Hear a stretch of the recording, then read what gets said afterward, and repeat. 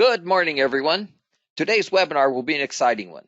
Everyone who has heard Lake Speed Jr. speak knows he's one of the most knowledgeable people in the industry, and we're fortunate to have him here today along with Keith Jones, who will support Lake with his technical knowledge.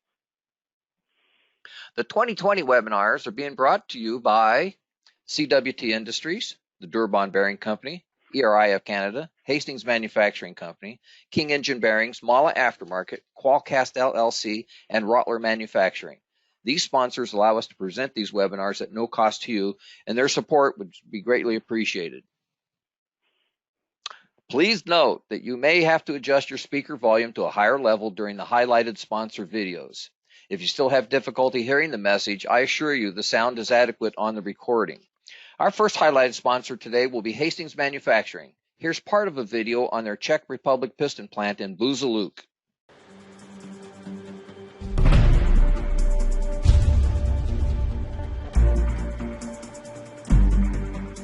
The company Buzaluk in Komarov, Czech Republic, ranks among the world leaders in supplying parts for the automotive industry. 420 employees work in the piston rings division. The company has over 80 years of experience in production. Divize písních kroužků se zabývá výrobou písních kroužků, těsnicích kroužků do spalovacích motorů a hydraulických aplikací a dále výrobou odlitků a obráběných odlitků. Písních a těsnicích kroužků ročně vyrobíme zhruba 25 milionů kusů. Ohledně odlitků a obráběných odlitků tam se blížíme číslu milionů kusů ročně.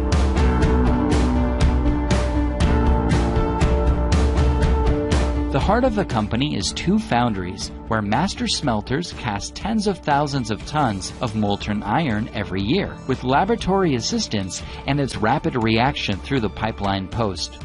Nyní se nacházíme ve slévárně písní kroužků, která vyrábí tvárnou a šedou litinu. Za mnou vidíte naše středofrekvenční indukční pece. Máme v současnosti v provozu 4 pece, 2 dvoutunové a 2 jednotunové, kde provádíme tavení ze surového železa a plus vratného materiálu.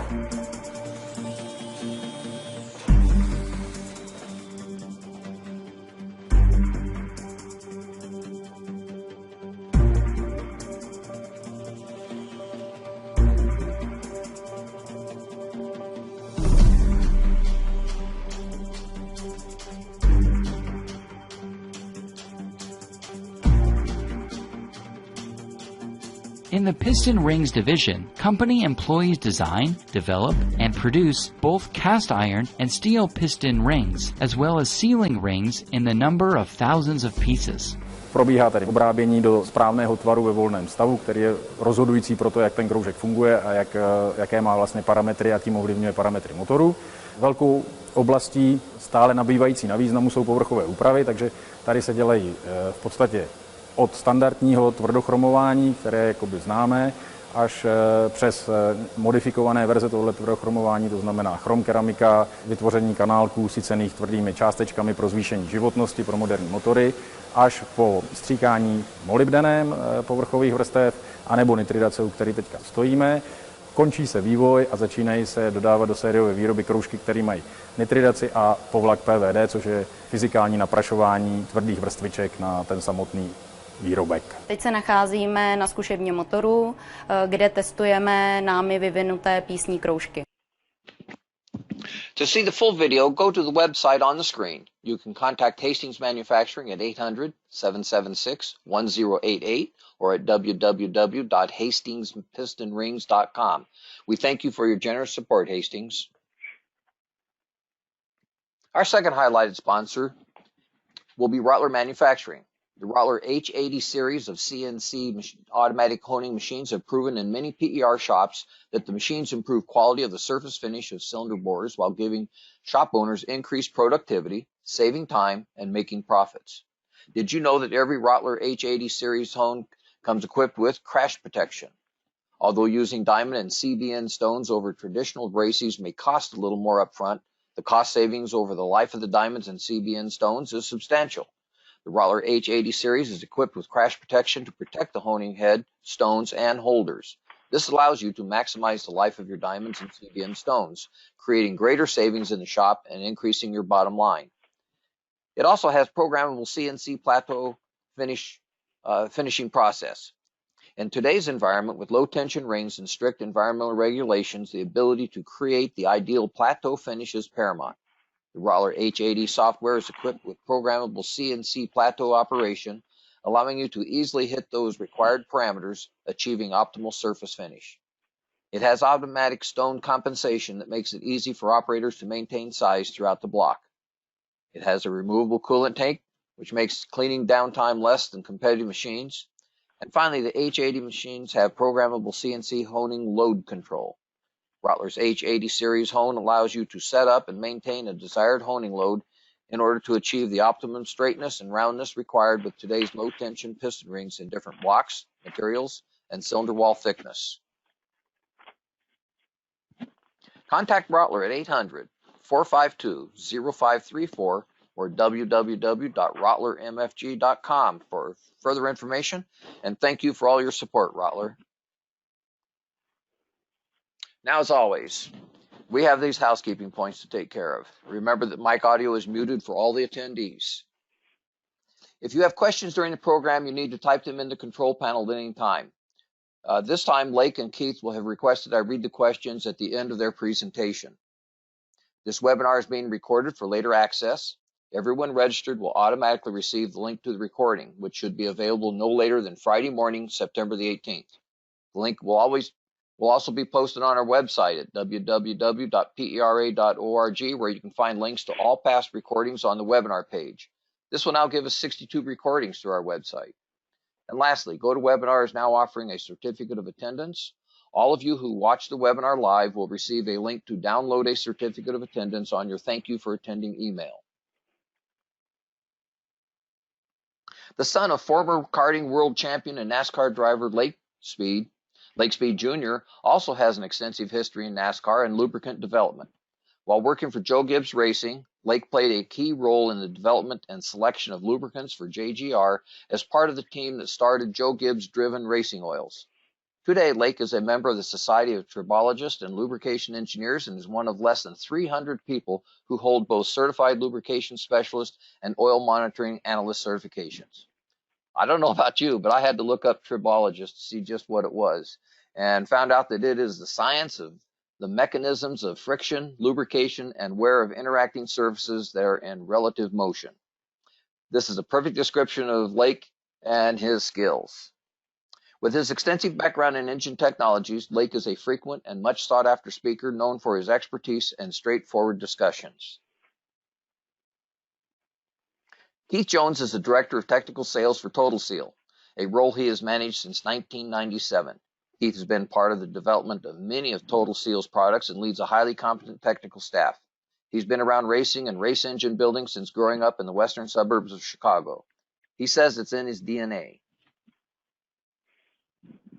Today's webinar is titled More Than Gapless, More Than Racing. We make rings for the things that pay for racing. Lake will cover 3 important points. The first will be efficiency for any engine. Piston rings are the highest source of friction in any engine. Next, he'll discuss custom ring designs and how short production runs are available. And lastly, Lake will get into obsolete and hard-to-find rings and how Total Seal can help you solve this roadblock. Before I turn this over to Lake and Keith, please remember that if you have any questions, you need to type them in the question box, and we'll have Lake answer them at the end of his presentation. So let's now hear from Lake Speed Jr. and Keith Jones of Total Seal. There we go. Technology is a wonderful thing, isn't it, everybody? So thank you, everybody, for attending. We really, really appreciate people taking time out of their day. Keith and I both do to do it. And what's kind of fun about this talk, and we'll kind of get more into it as we go, is that Keith and I have known each other and worked closely together for a long time on projects very similar to this that we're going to talk about today. Obviously, our background working together definitely started in racing, but then over time, we've worked together on projects that have been outside of racing. And a lot of people, think of Total Seal, and the first thing they think of is a gapless ring or racing. And those are good things to think of, and we love those things, and they're great, but we're a lot more than that. And the reality is not just that us as a company are more than that, is that the lessons we've learned apply to more than just gapless rings and more than just racing. That, as we talked about, or Joe alluded to, that quest for efficiency that we strive to achieve in racing can be applied to any engine. And that a lot of people that race, and I say probably the majority of people who race, don't get paid to race. That's not what they do for a living. You know, most people aren't like my dad that was able to be a professional race car driver and get paid to race. Most people have to have a business that pays for racing, which, you know, early on in my dad's career, that's how he did it. He had a go-kart parts business that paid for racing, that enabled racing, then eventually became professional. So if you've got a business that engines work and make money for you, we can try to help you make those engines more efficient. We'll help you make more money, which hopefully can help you go racing more. So the different things like that. So that's kind of the idea that we want to try to cover today, is that the lessons that we've learned from racing can be applied to any engine. And so with that, let's kind of get into it real quick. Obviously, as Joe said, that trying to get here. Let me get over to this side. Boom. There we go. Trying to get controls here working right. Yeah, I say Keith and I have been working together, you know, for more than a decade. You know, that picture of that Toyota engine down there on the bottom from Joe Gibbs Racing is kind of really where we cross paths. Obviously, I was at Joe Gibbs Racing developing oil, testing oil, and we used total seal piston rings in all of those engines at Joe Gibbs Racing. And that's really where Keith and I began working together, and, you know, really learning how complementary oil and piston rings are. That the piston ring seal is soup, is the best analogy I can give you. A ring seal isn't just about the piston ring. It's not just about the piston. It's not just about the cylinder wall finish. It's not just about the oil. It's all of them coming together, creating this soup. Because, you know, think about it. Soup isn't just a broth. It's not just the vegetables. It's not just the meat or the meatballs or the spices. It's all got to come together to create that soup. Ring seal is the same way. And that's really where, you know, Keith and I began working together at Gibbs, working on that. But then, you know, then one day Keith calls me up and we're talking about aircraft engines for some old Russian thing, you know. And it's like, what? With what, chrome cylinders? Wasn't that Keith? Oh yeah, definitely. Yeah, you know, so we've got all these, you know, crazy different things we come across. So what we wanted to do today is kind of walk through some of the basics of how we've worked together, to share some of the insights in how we go about trying to increase efficiency, solve the problems, and then obviously offer up what some of our technical resources are, so that if you have an engine that is either you need to try to get more efficiency out of, or that you're just trying to find hard to find parts for. You know, that's one thing we've come across. I know Keith gets it every single day, and I see the request that parts are getting harder and harder to find, especially for old things. Keith, why don't you give a few examples of some of the things we've come across recently? Well, you know, it's interesting, as you just said, that, you know, I'm going to back up just a little bit, and it's really kind of how manufacturing in general has changed over the years.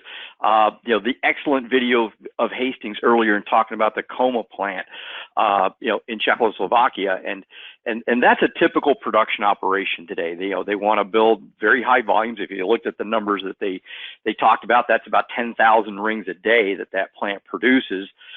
There's plants out there that do 700,000 rings a day. We do about 1,200 rings a day. So by comparison, we're a much smaller shop. We're really, you know, we have a production division to what we do, but we're really also a custom job shop. We do a tremendous amount of custom orders every day, specialty, one-off, antique products. And where I'm going with all of this is everybody wants production. They want mass volumes. They want to make 10,000 of one thing. generally speaking, in the whole world of production, really not too interested in making, the onesie, twosie, specialty, 100 of these, 100 of those kinds of a thing. And that's really our bread and butter. That is what we love to do. And that type of business is coming to us more and more simply because no one really wants to do that kind of work anymore. And we love it. We relish it. One of the pictures that was on the very first slide was kind of an overlapping ring. And if you had the opportunity to see that, that ring was actually out of a 1911 Benz. And I was very quickly corrected by the owner of that I called it a Mercedes. He goes, oh, no. Mercedes and Benz didn't merge. I think he said it was either 27 or 29. So I was quickly corrected that was out of a Benz. And that ring is actually a one-piece ring that looks like a spiral lock. It's about 3 millimeters thick. The people sent me the parts, sent me the piston, couldn't even figure out how to get the ring off the piston. It took me a while kind of playing around with a little right angle pick to finally figure out what this thing was and how to make it. And he wanted those exact same parts reproduced because this was a Concours Pebble Beach car worth, $20 million. Who knows what it was, but it was a big, big figure. And we ultimately did produce those parts. So that's a big part. Old antique tractors, vintage aircraft, things that people just don't want to mess around with anymore is really a big part of what we do today, and looking to, I'll let people know, hey, we specialize in the strange and unusual. One of the comments I like to make is I get customers, as Lake said, I get a lot of these every day. And, oh, my God, I've checked everybody. I've called everybody. I've looked everywhere. And, they call us. I do the research. We figure out what it is they need. And it's like, yeah, we can do that. And they're like, oh, that's great. You know how many hours I've spent on the phone trying to find this? And I'm like, here's my little slogan. Make me your first call, not your last. Start here because there's a pretty good chance we can come up with what you need. Well, I think that's the key thing too. Like I said, starting here, I think that one of the things that Joe mentioned in the introduction is that, I come from the world of tribology. So people that know me know I kind of look at engines a bit different. I look at them as a very fun, interesting, mechanical, chemical reactor. Is what it is. There's all kinds of chemical reactions taking place inside an engine. Combustion is happening. So we're burning molecules or splitting things, rearranging. There's lubricant films. There's you're creating acids. You're battling acids. There's a lot of things going on inside the engine, and that's what makes engines fascinating to me. It's why I love engines, is because engines are a very complex tribological environment, right? And like Joe mentioned, tribology is the study of friction, wear, and lubrication. And one of the reasons why I love piston rings, and I absolutely do love piston rings, is because they are a very unique tribological device, because it's one of the only things I can think of in an engine that actually experiences all three forms of lubrication in each cycle. So when you think about lubrication, we typically think of, full film, like your engine bearings riding on that wedge of oil. I remember seeing a video on YouTube that was an old GM video they had produced back in like the 30s or something, where they were talking about how, the bearings and everything rides on this film of oil. And they were, it was very well done back, for back in the time. But think about that oil film, and that's great, but that's called full film lubrication, and that's not the only type of lubrication that exists in an engine. That there's also what's called mixed film, because no smooth piece of metal is actually smooth. There's always going to be peaks and valleys, and those peaks and valleys are what come in contact. Really, it's the peaks that come in contact with each other. And that's where friction begins. That's where wear begins, is the interaction of those peaks. So sometimes they're called asperities, if you really want to get, into fancy terminology. But that mixed film is where those peaks just begin to touch. And then that boundary lubrication you see in the bottom down there, that's where you really have that metal to metal contact. The best example of boundary lubrication in an engine is a flat tappet cam, which is why when the ZDP, which is a boundary lubrication additive, when the ZDP was reduced in the motor oil 15 years ago, we all learned about motor oil because we changed one of the boundary film lubricant additives, and it had an immediate impact on a part that is sensitive and protected by boundary lubrication, which is a flat tappet lifter. Well, it's not the only part in an engine that lives in or experiences boundary lubrication. Push rod tips too, but also piston rings. Again, why are piston rings fascinating to me?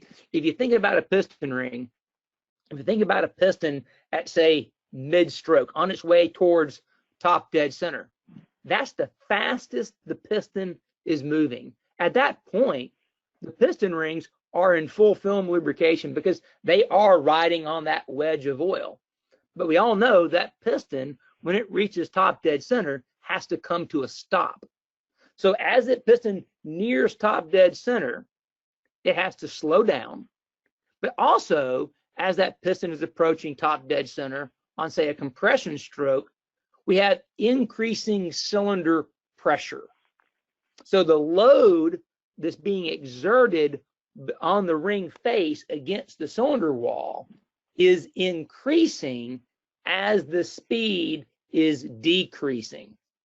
So what happens is you move from full film into mixed film into boundary lubrication as that piston moves from middle of the stroke until top dead center on the compression stroke, which is why you see cylinder bore wear at the top of the bore, not in the middle of the bore. So when we begin to look at engine efficiency, that's where we have to begin with tribology. And the biggest thing we look at is, okay, friction. You know, the piston ring, that interaction we just described, is the #1 source of friction in the engine. Which you think about, or say, just look at OEM engines today with, I believe, GM and one of the LT engines, I believe it's in the Corvette, has a 0.8 millimeter top ring. That's what, 32 thousandths, Keith? I think. They're about 31.5 out of the factory part. It's actually, as you mentioned, a 0.8 2 mil. Okay, and a 5/64 ring is think about 77 and a half. 77 and a half. Okay, so that ring is half the thickness of the original small block ring package.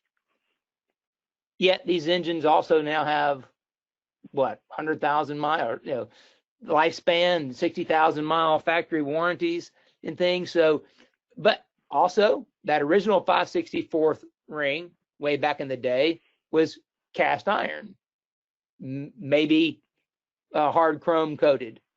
Today, that's a steel ring with either a PVD or some type of coating on it, but a different type of coating. So what's possible today is we know that the ring is the #1 source of friction in the engine, and friction means less efficiency. So by utilizing materials and coatings, we can now begin to reduce friction. Basically, the OEMs are following the same path that the racing guys have been doing for a long time. It's not uncommon in the top levels of motorsports today for rings to be 0.5 millimeter. So that's what, 20 thousandths. So yep. That's the thing to kind of keep in mind, that and today at the top level of motorsports, those engines also have the longest life they've ever had. They have to run more miles between rebuilds than they ever have before. It's not like they've gone to thinner rings, but have shortened the service life of the engine. Conversely, they've actually gone to thinner rings and have gone to longer surface lives because of the advances in material, surface finish, coatings, overall design, fitment, all those things. So those are the tools, and that's the perspective we kind of begin with. We want to fight friction, we want to fight wear, and we can do that by material and coatings, kind of applying a little bit of that tribology to that thought process that we've kind of say perfected through racing. But like we began at the top of this webinar, that doesn't only apply to race engines. And Keith, I'll let you kind of hand it off to you, because you've been the guy at the front of this for people doing compressors and things like that, where we've taken racing technology, if you will, and applied it to non-racing engines. So why don't you give some examples of some things we've done that way? Well, sure. Again, to kind of back up just a little bit what Lake was talking about in the modern race categories today, mileage has become a big thing. It's, of course we want to make all the power, we want all that, we want durability, but a lot of the classes today do have mileage limits, which make us look at coatings, materials, how the block is prepared, how is it honed, what material is the block made out of, how hard is that material. An example is the V8 Supercar series in Australia. They've got a 3,000 kilometer rule. They've got some pretty neat rule packages on the engines about how they make power, things like that. They've really, instead of trying to control every part that's put in the engine, they've based their rule package around power. How much power does it make? So you're pretty wide open on what you can do, but here's the power limits that you can have. Here are the mileage limits that you have to make. If your engine fails before that mileage limit, you're going to be penalized. So we've had to put a lot and do a lot of research on all of the things that are tribology, the lubricants, the bore finishes, the bore cylinder materials, how they were coating technologies, and come up with new solutions for those problems. And the same thing goes into the industrial worlds on air compressors. One of the things that we see a lot today is in the compressor world, and a lot of the designs are treating them like they're a combustion engine, and they're not. They don't deal with the cylinder pressures that we deal with. They don't deal with the temperatures that we deal with.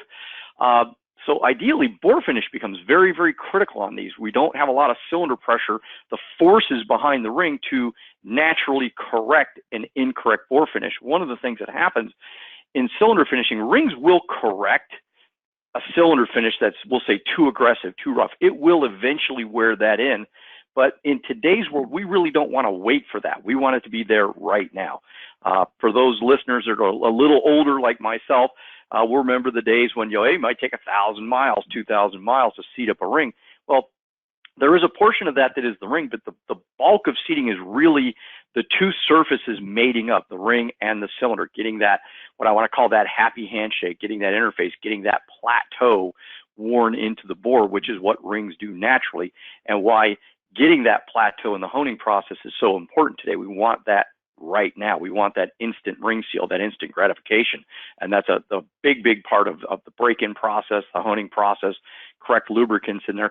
But in, say, the compressor world, if we miss that cylinder finish and we come up with an extremely aggressive finish, it can literally take thousands of hours for the ring to naturally wear that bore to where it is happy. And nobody wants to wait for that, because we're, again, not dealing with the cylinder pressures, not dealing with the flame front. We don't have that heat. We don't have that pressure that's going to get behind the ring and force that ring out to wear the bore and correct it. So as simple as an air compressor sounds, it's actually one of the more difficult environments to really perfect, because it's extremely sensitive to the bore finish, how much gas loading is getting behind the ring, how much pressure is allowing itself to get behind the ring. One of the things that's always discussed is vertical clearance. How much clearance is there ring to ring groove? And that really is one of the determining factors as to how much gas pressure can get behind the ring. If we get that clearance too tight, it won't allow enough gas pressure to get behind the ring and gas activate. All rings are gas activated. They load through their own static tensions, of course, but getting that gas pressure behind there is a critical part of getting it to achieve that ring seal.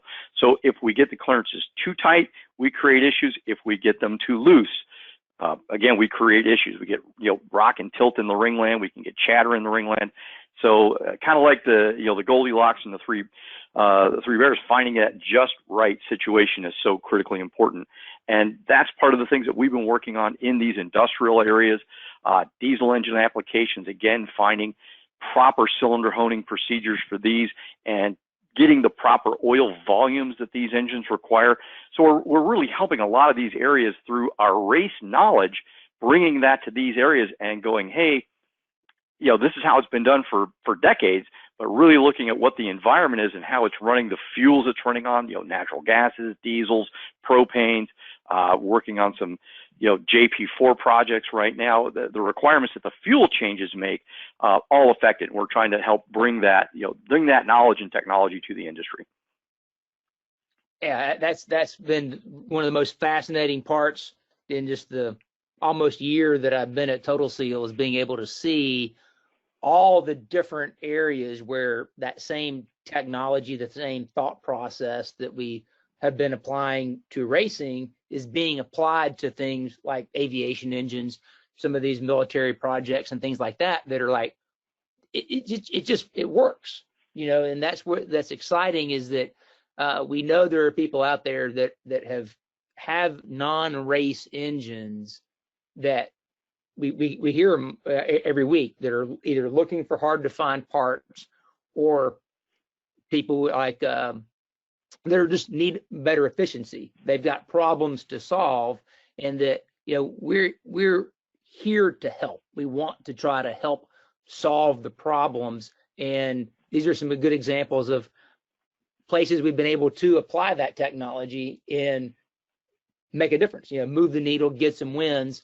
And obviously, for those who are listening, we can't get into some detail on these things, because one thing about us is that if you approach us and you have a project, we're going to keep that to ourselves. We're not going to go out there and say, hey, look, we did this for X company and got them 20% more efficiency or whatever it is. That, like he said, we're that job shop. We do this kind of work for different people, that in your technology is proprietary to you, that we're not going to go out there and take what we help you solve your problem and then run down the street to your neighbor and say, hey, guess what, we solved their problem here, we can sell you that same solution. That's not what we're here for. We're here to be your partner and help you solve your problem individually and then keep it to yourself. So I know that probably there are people who are listening who would like to have more detail, but we just simply can't share that level of detail because it's just not the right thing to do. So with that said, let's move on to the next slide. If you don't mind, let me touch on one thing real quick. One of the things in these other worlds outside of the race world, and sometimes even in the race world, is we have a tendency to very, we'll say, stuck in historical designs and historical ideas. And many of these ideas and designs are very, very good, but we can put a modern spin on these or a modern take on these through either material technologies, as Blake mentioned, coating technologies. I look at a lot of stuff that gets done today, and you look at it, and it really hasn't changed since the 40s, 50s.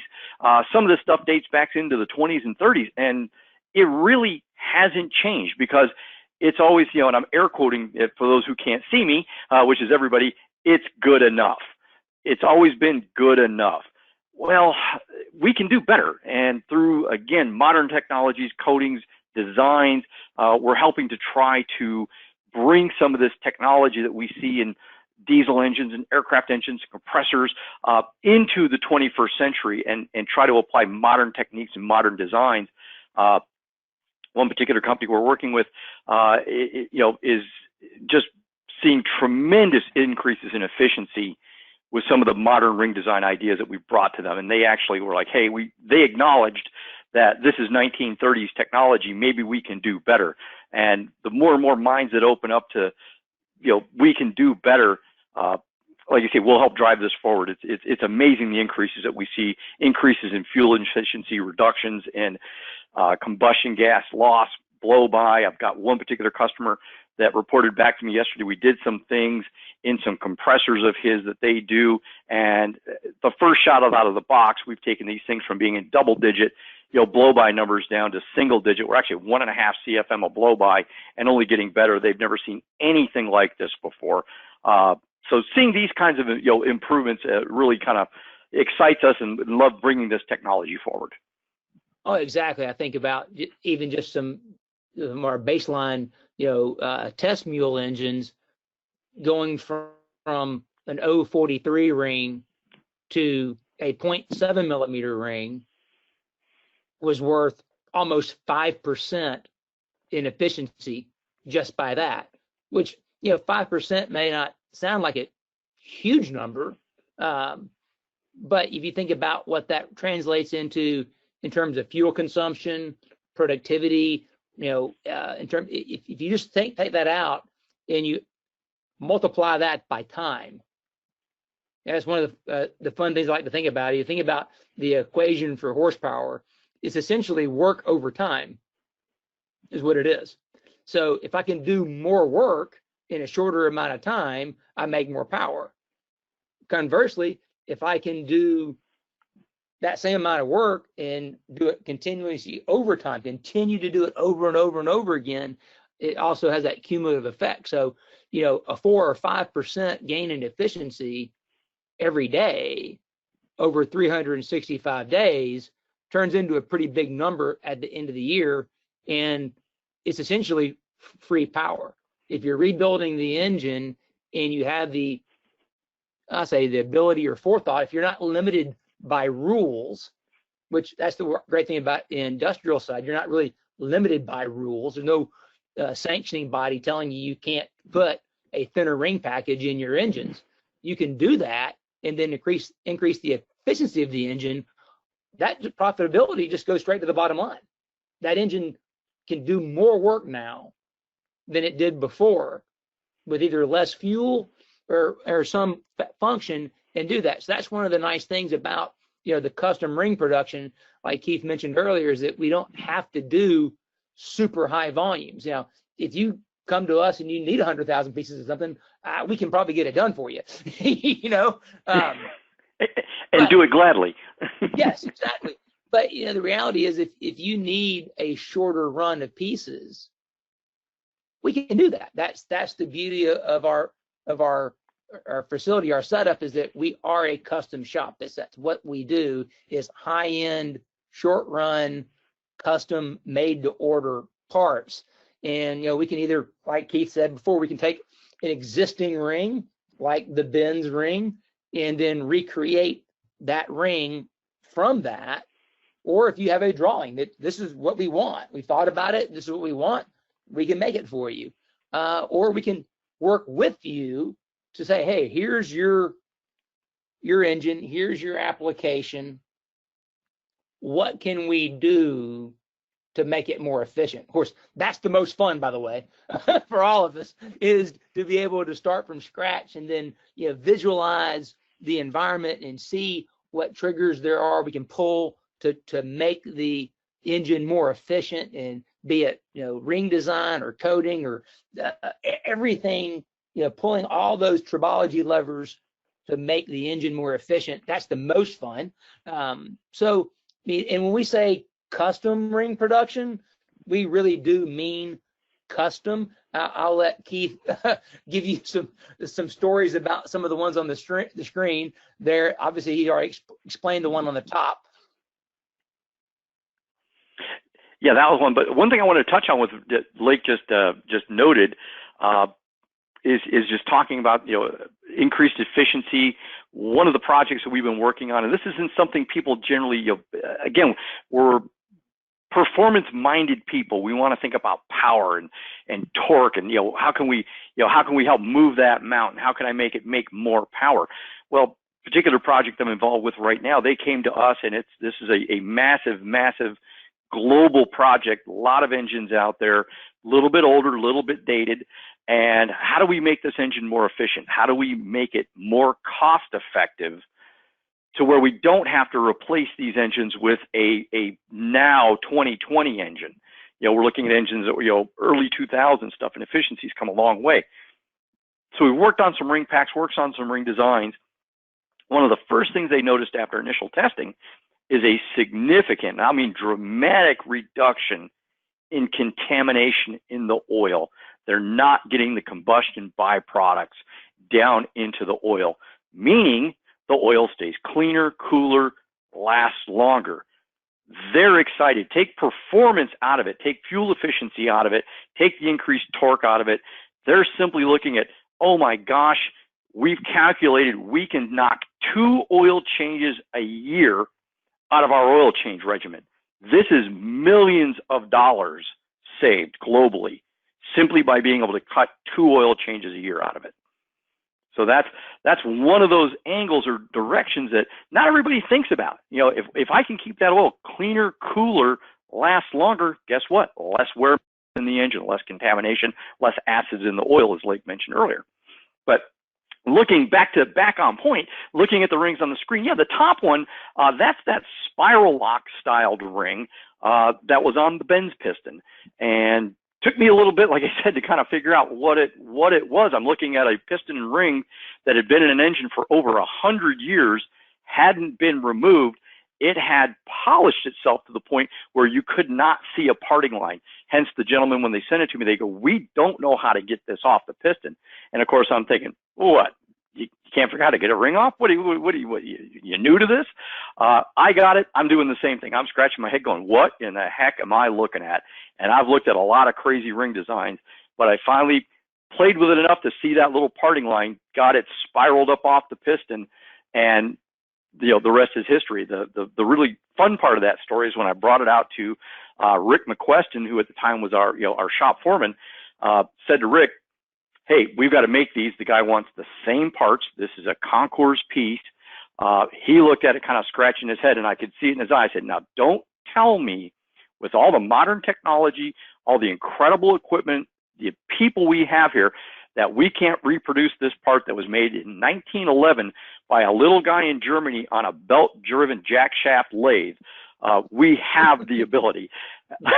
And we'll say about a day later, they figured it out, and we actually produced a better, nicer part than what was originally installed. But it was a really fun project. The one below that is another very early Gapless design from, again, that same era of engines. And that is actually 2 right-angled triangles stacked on top of each other. And behind there, you can see that little wavy black part. There's a back spring that went in there. So you essentially had 2 rings, right-angled triangles, one stacked on top of the other, creating a single piston ring with a back spring to load it. One of those, again, really fun early designs. In this world today, we are all busy. We're all going 1,000,000 miles an hour. When you have a moment, it's kind of a fun thing to go onto the patent office site and pick a search word, pick a word you want to look up. And you could be there for days. It's kind of like going on YouTube. You click on one video, it leads to another, and next thing you know, 3 hours have gone by, and you've looked at every cool old GT40 or 917 Porsche ever built, or whatever it is that blows your skirt up. Could be a Massey Ferguson, could be anything. But it's the same thing. You get on that patent office website, and it's amazing the designs that were done, especially back in the teens and the 20s. It's really quite incredible. And that's when that ring was designed. The one below that is what is known as a headland ring. Some of the guys that are involved with supercharged drag racing engines, pull-in tractor engines, are familiar with what's called a Dykes style ring, which is kind of an L-shaped ring. Allows gas pressure to get in behind the piston. Kind of before gas porting ever existed, you had an L-shaped ring that went in the groove, allowed gas pressure to get in there and pressure load the ring, or what is referred to as a pressure-backed ring. Well, before that design, there was actually a design called a headland. Looked like a dice ring, but had a very, very tall ring, face on the ring, typically about 100 thousandths, maybe 1/8 of an inch tall, that went all the way to the top of the piston. So instead of being captured inside the ring groove, it actually went all the way to the top. If you had the cylinder head off, you could actually see the ring touching the bore, then a space between the ring and the piston itself, this huge gas accumulating channel that worked. And it's actually, again, one of those old designs that worked well, but as everyone can see or imagine, boy, does that thing carbon stick in a heartbeat. It loads up really quick, carbon sticks, and then it's done. That design to this day is still popular in some two-stroke engines. You'll see some of the 125 karting engines, particularly some of the older ones, but there are some to this day that still use that style ring. And guess what? They still suffer from the same carbon sticking problem. They've got to be removed and cleaned out pretty often, or they're gonna get stuck, and then it's effectively just not going to do anything. So there are a lot of designs out there that we work. It's still true to this day. Nate knows. There's a lot of wild designs. Right, and we have those things. We have some of those older vintage two-stroke engines that run on castor bean oil that suffers that exact. We have these exact same rings and suffer that exact same fate. Yeah. I mean, what do you get? Race or two out of it, and it's coming back apart. That's it. 2 races and she's apart because you got to clean it up. Because unfortunately, being a tribologist, I happen to know that the detergent additives in motor oil do not work on aluminum. They only work on steel. And guess what? There's not in two-stroke oils detergent additives, especially castor bean oil. At least there's no detergent additive in castor bean oil, so that's why it gets so dirty and causes a bunch of that mess. So, but like you said, it's a great design, and that whole concept. I say it's a great design in terms of the theory of trying to get more gas pressure behind the ring to gas activate. Like you said, all rings are gas activated, and obviously a lot of those designs on the screen were older methods, thought processes to try to harness the gas pressure, utilize the gas pressure to the advantage of the engine to increase efficiency, to reduce blow by and all that. One of the cool things that, again, is what tools can we bring to the table? What's new, what's different to try to help solve these age-old problems? One of them is the gas-ported piston ring. Keith, I'll hand it back to you and let you describe, because you were there at the very beginning of this process, and I wasn't. I have my own hands-on experience of testing it and being blown away by what a gas-ported ring can do, but I'll let you describe to those who are listening what a gas-ported ring is and how it works. Surely. We're all familiar with the term gas porting, and where this kind of started, and like everything's been done. So I don't want to say that no one's ever done this by hand back in the day. I'm sure there's somebody that did it 50, 60 years ago. Gosh, who knows? There's so many things, because really everything's been done at some point in time. But this particular ring started off with a very good customer of mine working in a class of racing that does not allow gas porting in the piston. It doesn't allow that additional groove cut in the piston to allow gas pressure to get in behind the ringland. And these guys are fighting some ring seal issues that, we've looked at bore finishes, we've looked at oil, we've looked at, piston shape, how much piston rock it's got, top and bottom. And we're simply down to the point that we've got to get more gas pressure in there. And how do we do this in a legal combination? Well, it says you can't gas port the piston, and it was quite specific with those words, didn't say anything about doing the ring. So he was again, I'm air quoting, the guinea pig that was willing to try this. So we made him. I clearly noted on the order, if this blows your stuff up, it's not my problem. And he put them in, and the report back, the blow-by numbers were significantly reduced by about half. Horsepower numbers were up. Everything about it was better. And that's when we really started deep diving into this thing and looking at the design of the port, the shape of the port, where the port's located, and then really started looking at pistons and how gas-ported pistons do the job, but at the same point in time have some shortcomings. One of the things that we see commonly, and I'm not knocking any piston manufacturer in any way out there, but one of the things that we see is gas ports in the piston are very particular about the location. How far back they're into the groove, or not how far back they're into the groove. That location is very, very critical. And one of the things that we see commonly is reversion through the gas ports. If you pull the piston out, you look at it, you see this black kind of icky, gummy stuff coming back up out of the gas port. That's reversion. That is the effect of, on the intake stroke during, coming through Rocco from exhaust and intake coming down, trying to create that draw, the air pulling into the engine. Remember, it's the ring's job to draw that in. If we're losing effective ring seal on the intake stroke, we're leaving power on the table. We're not taking advantage of all the time, money spent on developing the best cylinder head, the best manifold, the best camshaft profile. If we're leaving anything on the table, when that piston's coming down on the intake stroke, we're losing efficiency. So we're looking at this reversion that's happening, which is that spent exhaust gases, oils, just that contamination that's coming back up around the gas port, back into my clean intake charge and contaminating my fresh intake charge. And I'm also losing a little bit of seal again. You can actually measure it. You can look at the draw on the intake stroke and actually see a loss in time. The amount of time is being spent drawing on the intake stroke because of that reversion, because of that contamination coming back in, which is all, again, a loss of efficiency. When we put it in the ring, we no longer have that misplacement. Is it too far back? Is it too far forward? If we get the gas port too far back, you create a leak path around the ring, so it can't seal, and you get that black nasty stuff. If we don't put it back far enough, we're effectively pushing down on the ring, not out on the ring. So that placement is just, uber critical where it's at. And it's not to say that they don't get it right. They do many, many times, but there are times where they get it wrong. I haven't had a customer yet report back to me in testing a gas-ported ring versus a gas-ported piston that the gas-ported ring did not outperform that piston. And again, that's no slam on anybody. It's just the facts. It's just the data. Looking at it, it always shows increased efficiency putting that port into the ring versus putting it into the piston. We even have situations where we've combined the two.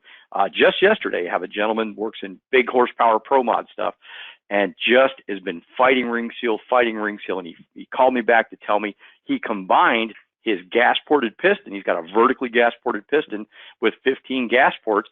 He combined it with our laterally gas-ported ring, which as well has 15 lateral ports.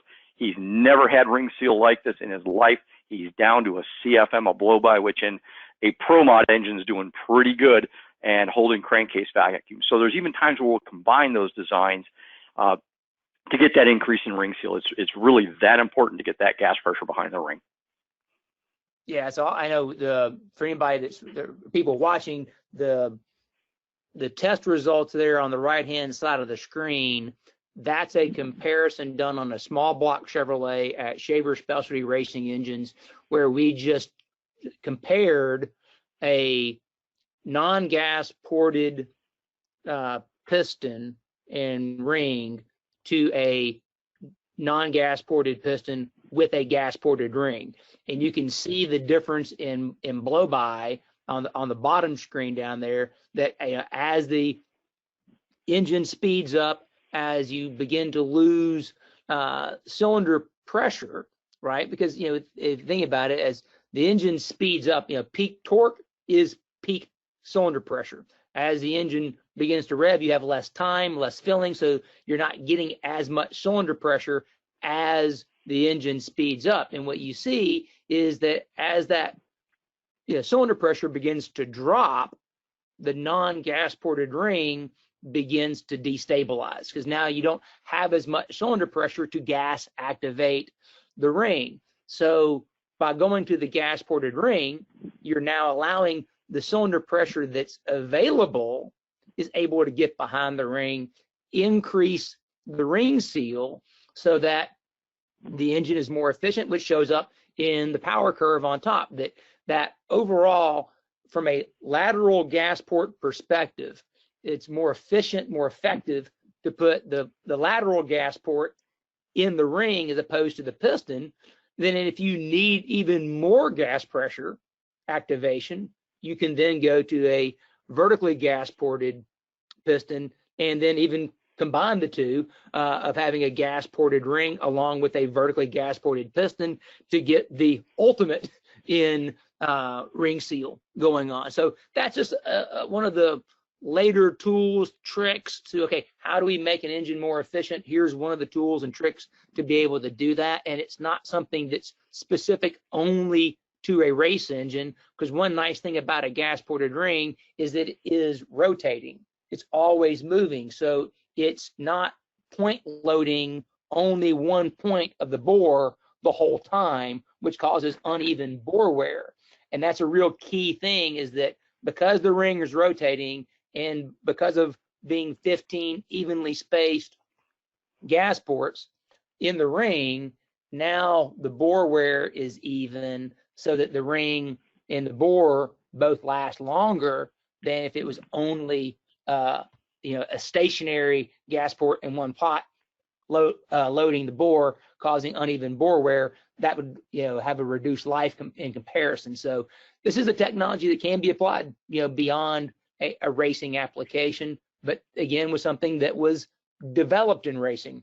Another technology developed in racing that is now seeing application beyond racing is the gapless ring in a diesel application. Again, Keith, you're the guy that's been at the forefront of this, so I'll hand it to you and let you describe what we're seeing with that.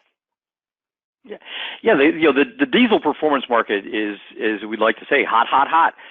It's really taken off over the last few years, just unbelievably so.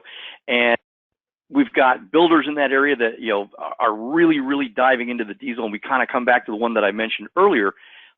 We're dealing with extremely high cylinder pressures, a lot of fuel in these engines. They like a ton of fuel. Lake had mentioned just a moment ago about the wear lines in the bore. One of the things that we've seen with gas-ported pistons, especially in alcohol engines, you'll actually see vertical lines in the bore where the gas ports line up with the piston. You'll see these vertical lines. Check them out. They actually line up with the gas ports, and that's that high load point. And diesels have that kind of same effect. They run a ton of fuel through the engine, and we've got to do everything we can to contain that fuel and try to keep it up out of the pan, keep that oil contamination down. The gapless second ring, something we've been doing since 1967, it affects every engine differently, and there's certain increases in efficiency in everything. I've never seen anything respond to the gapless ring like a diesel and air compressors. Those two things. Oh my goodness, the unbelievable increase in efficiency, and the diesels absolutely love it. First, they build more cylinder pressure faster. Everybody's turboed. Everybody's trying to build more boost. They simply capture that. The diesels typically run very large end gaps. They have a lot of blow-by in them. The gapless ring stops that blow-by. It eliminates that issue. So they build more boost faster. But the real thing, the big one, is that loss of oil contamination. It just reduces that contamination so dramatically. I've had a very good customer named Nick. I had a place called Nick's Diesel. Unfortunately, Nick died in a freeway accident. He was helping somebody change a tire, and he got hit standing on the side of the freeway and killed. For decades, working with Nick, he would not build any diesel engine that went through his shop, and just about everything that went through his shop was a diesel. He would not build an engine without a gapless piston ring. And his justification was simply, when you went to change the oil, it still looked like oil. He was sold first time he ran them. So that's one of the biggest gains, is that tremendous reduction in blow-by, the reduction in oil contamination. One of the things that also happens in today's performance diesel world is the top ring is not every single one, but most of them is what is called a keystone. So if you look at it, it's shaped like a triangle. The thing to remember is, in the performance world, what's one of the first things we do? We open up the piston to wall clearance. We increase that dimension so the piston has more room to expand. The issue with the keystone style ring, unlike a rectangular ring, if you increase the piston to wall clearance on a rectangular ring, the vertical clearance, that up and down clearance in the ringland, does not change. It simply pulls the ring a little further out of the piston. So you're up and down that vertical. Let's say you set your rectangular ring at 1.5 thousandths clearance. Well, if you change the piston to wall, that up and down clearance still stays the same. You'll have a little more back clearance, a little more clearance behind the ring to the back of the ring groove, but the vertical clearance doesn't change. In a keystone style ring, as you increase the piston to wall clearance, you're pulling that triangle further and further out of that triangular shaped ring groove. That increases vertical clearance tremendously. And because the engine is experiencing so much blow by, it's got so much movement of hot combustion gases around the ring, it ends up burning out the top ring groove. They'll literally melt the top ringland out of it because it's increased the vertical clearance so much. We have that hot flame front going through there and burning everything up. So if we can, we'll say, cork that bottle, hence the gapless second ring, and stop that movement getting past the rings, we're less likely to torch the top ringland out.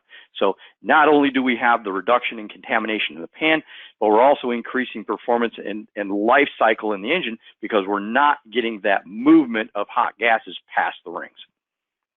Well, you know, you talk about the soot, that contamination, what a big deal it is. ASTM, which does the engine testing sequences for API. And if you're not familiar, API is the American Petroleum Institute. They're the guys that set the standards, who make the donuts that go on the back of the bottles of oil, the alphabet soup of API, CK, or SP and all that. They're the guys that do that. One of the key diesel engine tests is the soot wear test. In fact, that is considered the most critical wear test for a diesel engine, is the soot wear test, because in a diesel engine, soot, which is created by combustion because of it being essentially direct injection, that short time between injection of the fuel and the combustion event causes carbonization of the droplets of the fuel. That's what soot is. It's just carbonization of unvaporized fuel. If you think about it, we don't burn liquid fuel. The fuel that burns is fuel that is vaporized. Just let that sink in for a second if you haven't really thought about it before, because if you had a 55-gallon drum of gasoline or diesel and you put an igniter, a spark plug or whatever inside of it and hit it, it won't burn. But if you put the spark plug an inch above a drum of fuel that's opened, it'll blow up because it will burn the vapors, not the liquid fuel. Because of the way a diesel works, that direct injection, and that's what creates the soot. And that soot wear is a big problem, and that's one of the great advantages of having a gapless second ring in a diesel, is that it's a seal against that soot getting into the crankcase, contaminating the oil, which then in turn increases overall wear in the engine and also kills oil life. That's one of the condemning limits of a diesel oil, is the amount of soot that's in the oil. Back to other secondary effects that can save money, that increases efficiency of an operation, is fewer oil changes, and this is a great example of that. Another application that's very similar to this is a direct injection engine. The modern DI engines, we had a little bit of an issue there with the spacing on the thing. Whoops, sorry about that. Whoops, hold on, jumped ahead.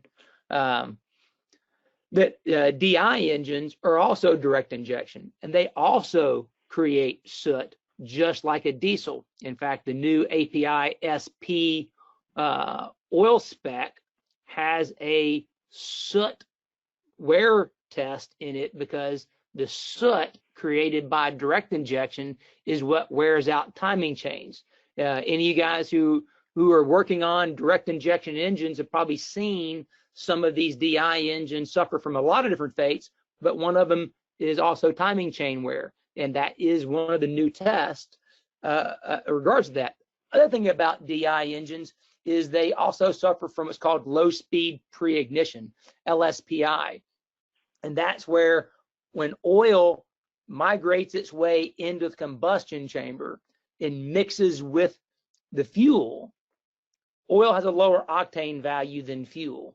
So a rich, we'll call it oil fuel mixture that can reach the combustion chamber can cause detonation. In fact, it can even happen in the ring groove. So by going to a gapless ring setup, now you're providing a more positive oil seal that's making it harder for on that intake stroke when you're creating that vacuum to suck oil into the combustion chamber. That way you're limiting that ability of the oil to migrate and get into the combustion chamber where it can mix with the fuel and then lead the detonation. So, you know, looking at a gapless ring and a kind of a different idea that in a DI engine, having the ability to protect the oil from soot, but also keep the oil out of the combustion chamber, keep it below the crown of the piston, you know, below the wrist pin and not above the wrist pin, it would be a really key thing. So again, gapless technology, been around for a while, you know, started in racing, but also has applications beyond racing. And then, hey, we still love racing, you know, and we still do, you know, like pro stock cars and stuff like that, the Total Conform, the M2 tool steel. So don't think that we don't love racing. We still do, and we can do all of these things. But, you know, some of these applications, these technologies can be applied to other things like, you know, diamond finishing, things like that. We also make more than piston rings. We do things like assembly tools. The picture up there on the top is a ring compressor for a 409. You know, but so between that, the power ring filer, we supply profilometers, which are, again, back to what Keith mentioned earlier about the bore finish, how important the bore finish is. Part of that ring seal soup is that bore finish, that we're a resource for all of those items, a one-stop shop, if you will, if you need those things, you know, everything from assembly lubes and things like that. And then I know I'm trying to kind of speed up a little bit because we're running late on time. Surprise, surprise. Anybody that knew me and Keith, when you signed up for this, you knew we were going to run long anyway. So full disclaimer. Clear your schedule. You're going to be here for a while. Right. The other thing we do have are some new digital resources. We just redid our website that has an interactive online catalog where you can go in, you can look up things, you can even see individual component rings if you need to reorder something, or you're just looking to see, hey, do we happen to have something in that bore size in this ring groove dimension? You can go find it at 2 in the morning if you want to. Obviously, we're in Phoenix, Arizona, and pretty much between 7 o'clock in the morning and 5 at night, there's somebody there to answer the phone that can get you information. But if you happen to need information outside of those hours, our website has a lot of information on there. And then our latest adventure that Keith and I have been working on is the Hidden Horsepower podcast. It's just fun. We all like to talk and bench race a little bit, but the Hidden Horsepower podcast is a really great resource because we've got guys like Ed Pink, Ron Shaver, Jason Line, Pat Musey, some real just guys who have, it's cliche to say it, they've forgotten more about engines than I'll ever know, on there sharing insights and tips and things that are just truly invaluable. So, and that's a free resource. Again, it's available 24/7 wherever you are. If you're not familiar with podcast, you can go to places like Apple Podcast, Stitcher, SoundCloud. We even have it on YouTube. If you want to just listen to it on YouTube and pull it up, you can do that on our YouTube channel. So we got a lot of those resources now for way people work today that are available. So with that, knowing that it's 10 afternoon, we'll turn it over back to Joe and answer some questions. Wow, that's all I can say. And questions we have. All right. Okay. We like the questions. I've got to scroll way up the list here to find the first question. That's how many we have.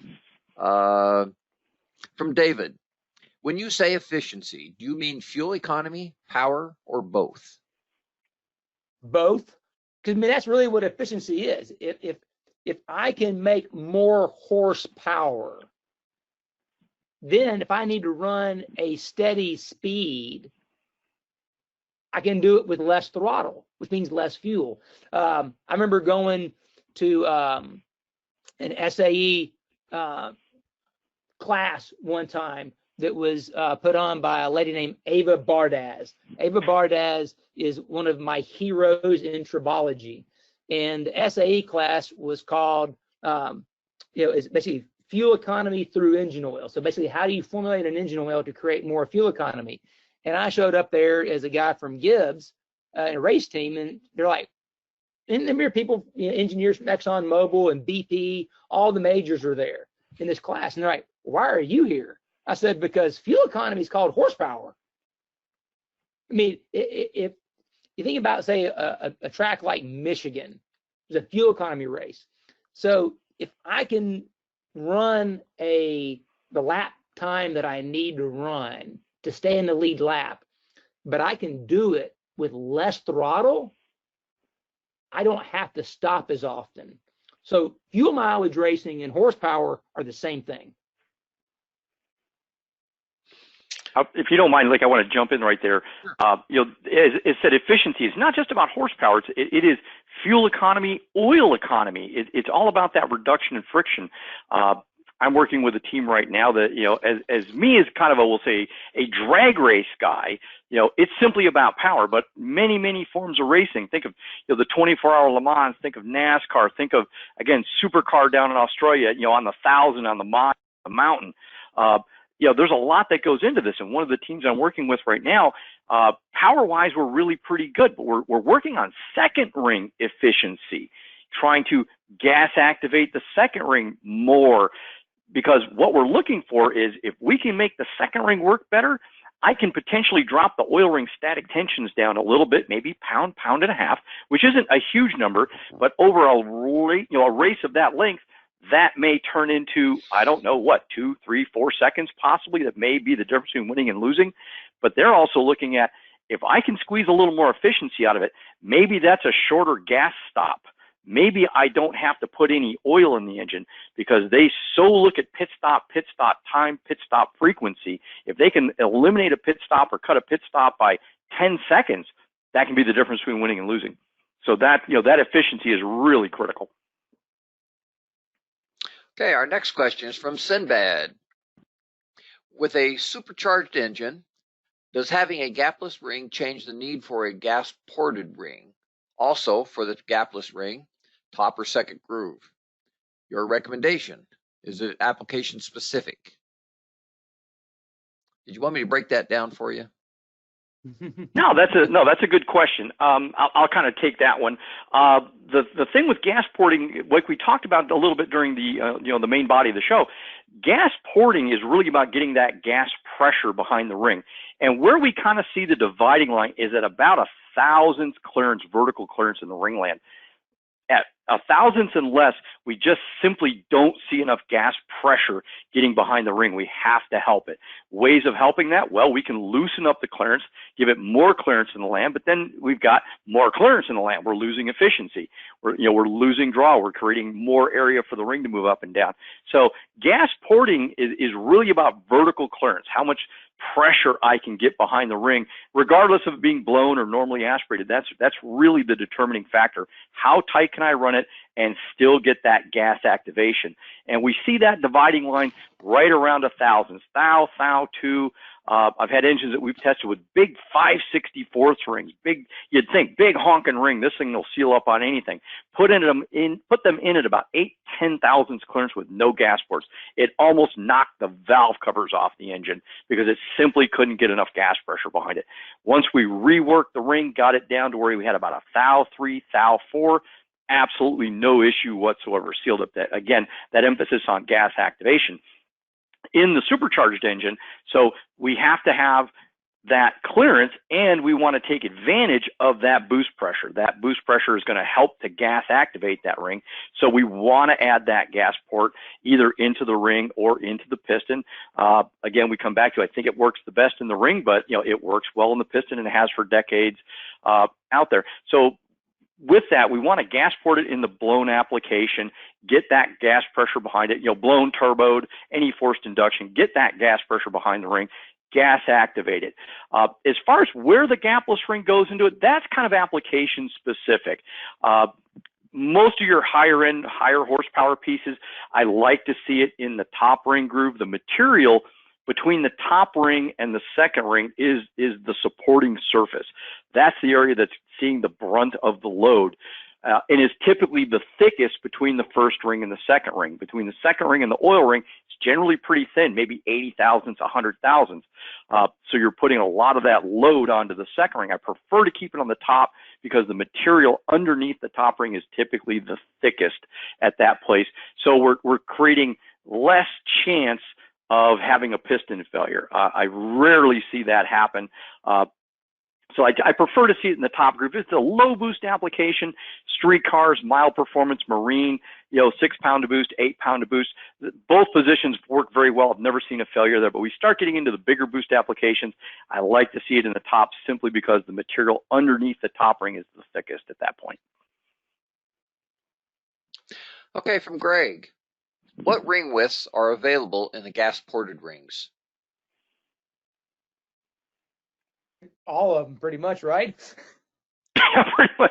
We've gone as thin as 0.6 millimeter, and are working on some 0.5 stuff right now. But we've done them as thin as 0.6 millimeters, so it can pretty much be done in just about any size. I've recently. Actually, we were talking about diesel applications earlier and that Keystone style ring. We've actually just done some for a customer. I haven't got the response back yet. I know it's going to be great, but we've actually gas ported the Keystone ring, and I know it's going to help this guy improve his seal. He runs really, really big boost diesel stuff, hundreds of pounds of boost, over 4,000 horsepower, just crazy stuff. And I know this is going to help push it to the next level.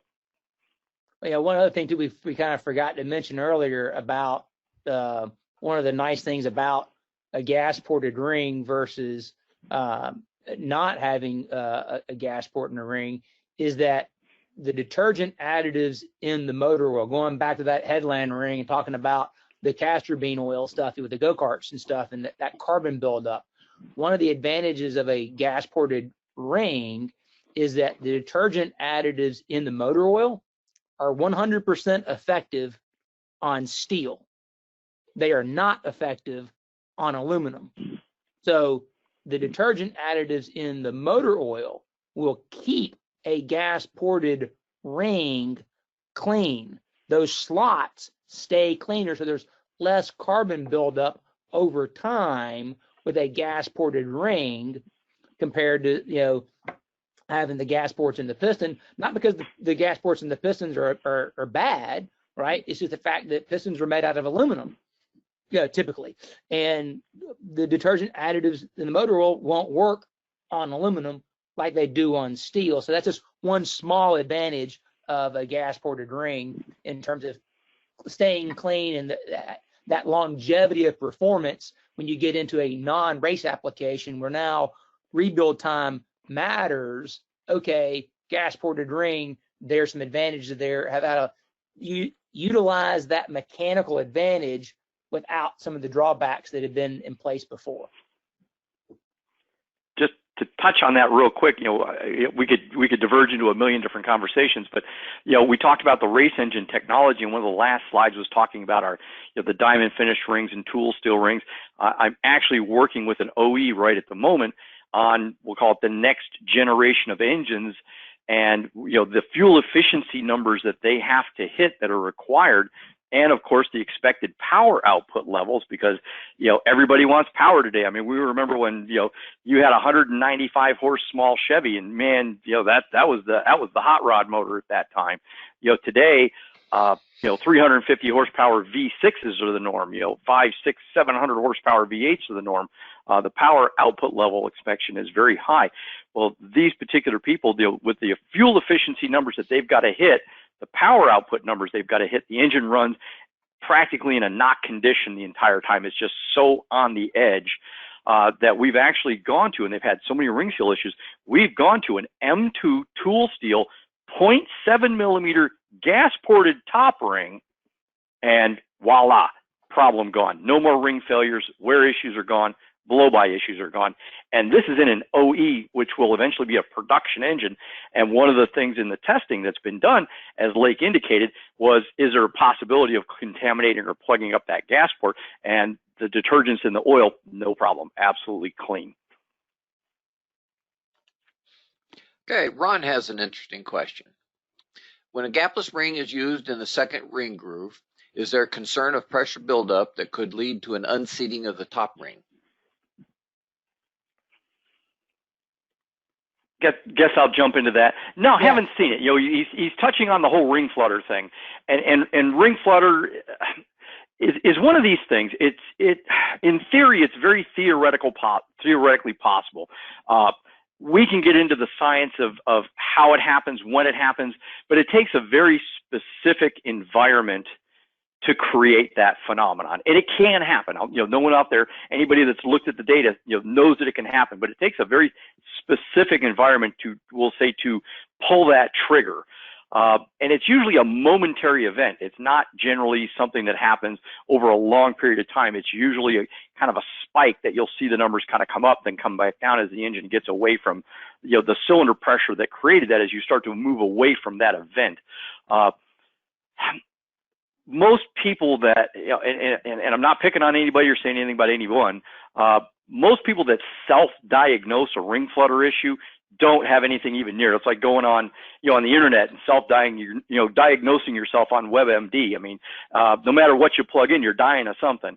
It's one of those kinds of effects. So typically what I see is just bad ring seal, either, you know, improper cylinder finish, worn ring grooves. You know, ring grooves really do wear a lot faster than people think, and reusing old pistons a lot of the time, you get into ring seal problems, bore wear problems, rock problems, but yet they diagnose it as being a ring flutter thing. So with the whole thing said about the gapless second ring, no, I haven't seen it. I've seen many engines tested with the gapless second ring and at high RPM, high horsepower, high cylinder pressure. Earlier, Lake had mentioned, you know, shavers. I remember in the very late 90s when we reintroduced the gapless top ring, because the gapless ring actually started there in the late 60s. Talked to Ron Shavers, sent him some gapless top rings. He ran both the gapless top and the gapless second in his 410 Sprint cars, which, you know, considering these are, you know, very high RPM, very high cylinder pressure engines, you know, probably one of the worst fuels from a lubrication point of view that you could put in the engine. And came back and said, hey, I've been running gapless second rings for 30 years. I appreciate the top. I'll have gapless seconds. Thank you. Carry on. And he still runs them to this day. The diesels that we've talked about, a lot of these late model diesel engines from the factory have a very large second ring gap specified. We've got to get that pressure out of there. So putting the gapless second ring in, that's going to negate that. You can't believe how many of these late model diesels that we've put gapless second rings in that absolutely love it. No issues whatsoever. No quote unquote ring flutter, reduced oil consumption, reduced blow by, reduced oil contamination, simply just a better ring seal.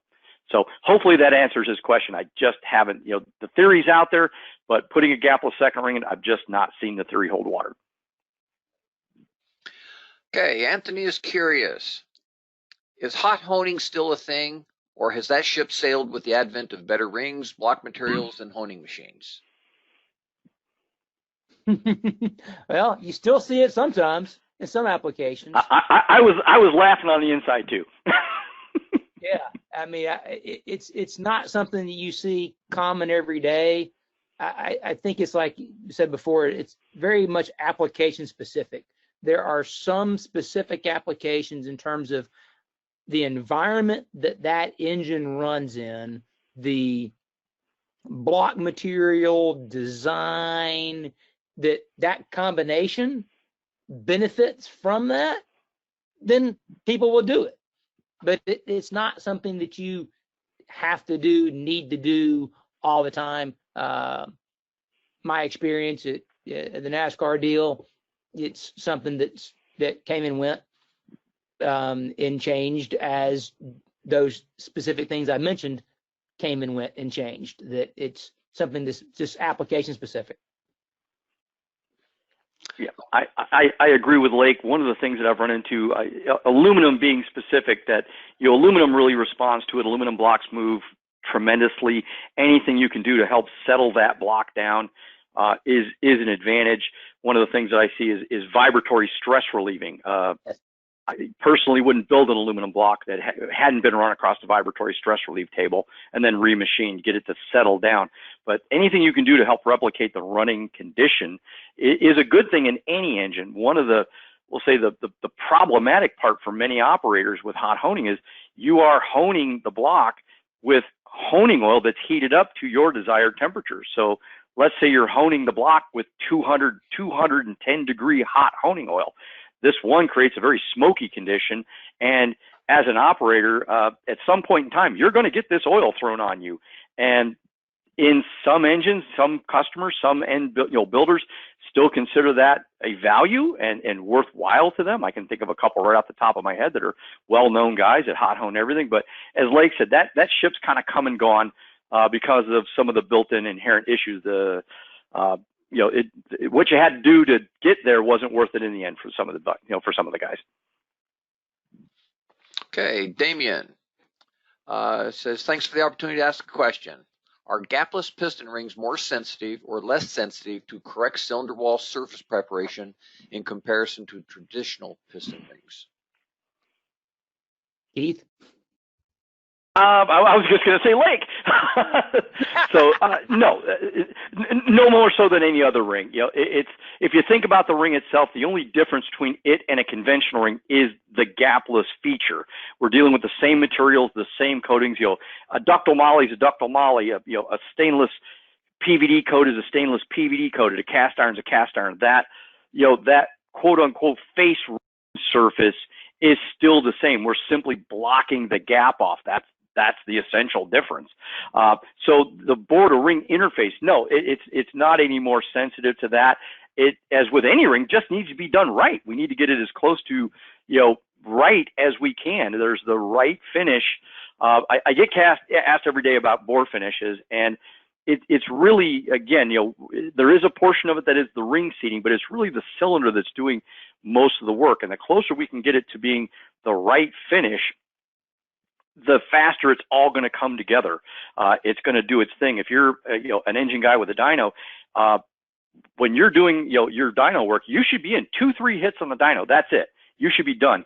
If you've got to hit 10 hits, 15 hits, 20 hits, to get this thing to really start coming in, you've either got one extremely slippery oil in there that's not letting the rings bed in, and I'll let Lake touch on that, or you've got a bore finish that's so far off the rings haven't had the time to wear them in to where it needs to be, where they're happy, to create that happy handshake between the surface finish and the face of the ring, that interface. So no, they don't require anything special. They just need it to be right.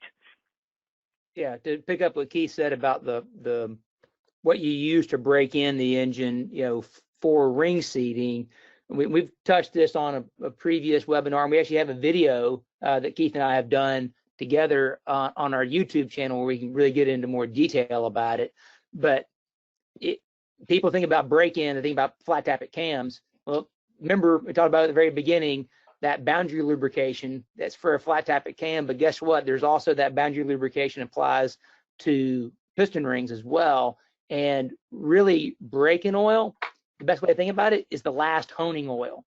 It's the last metalworking fluid you're using in the engine to complete that, like you said, the happy handshake, the mating of those parts together is assisting that.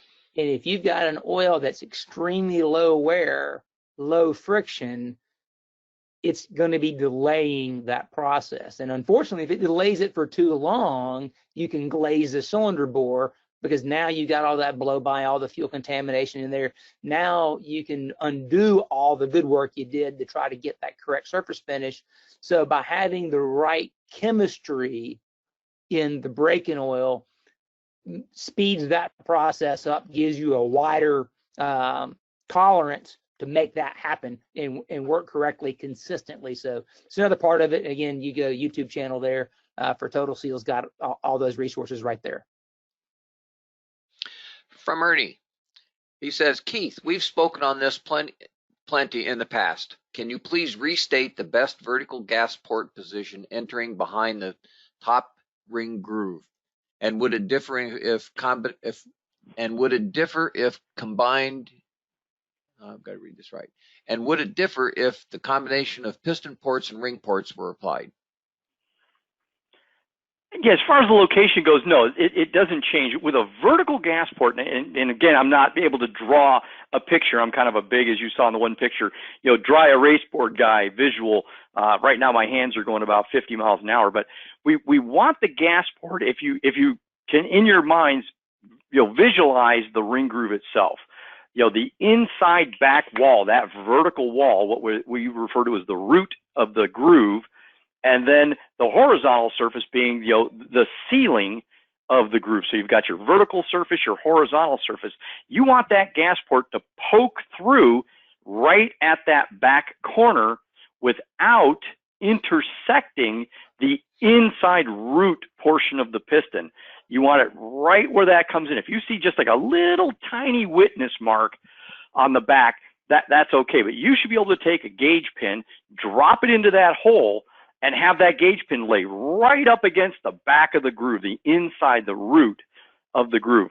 What happens if we get the gas port too far into that root, we mill into that area. If you look in there vertically or laterally, and you see this big mill mark in the back, you've created basically a hole or a channel around the ring. There's no way for the ring to try to seal that off on the intake stroke. So imagine, the ring coming up on the intake stroke, it's trying to seal on the top side of the ringland, and I've got this big gaping, escape route, or exit sign behind it that is allowing all that combustion gas, oil, contaminated stuff to come all the way around the back side of the ring and back up out that hole.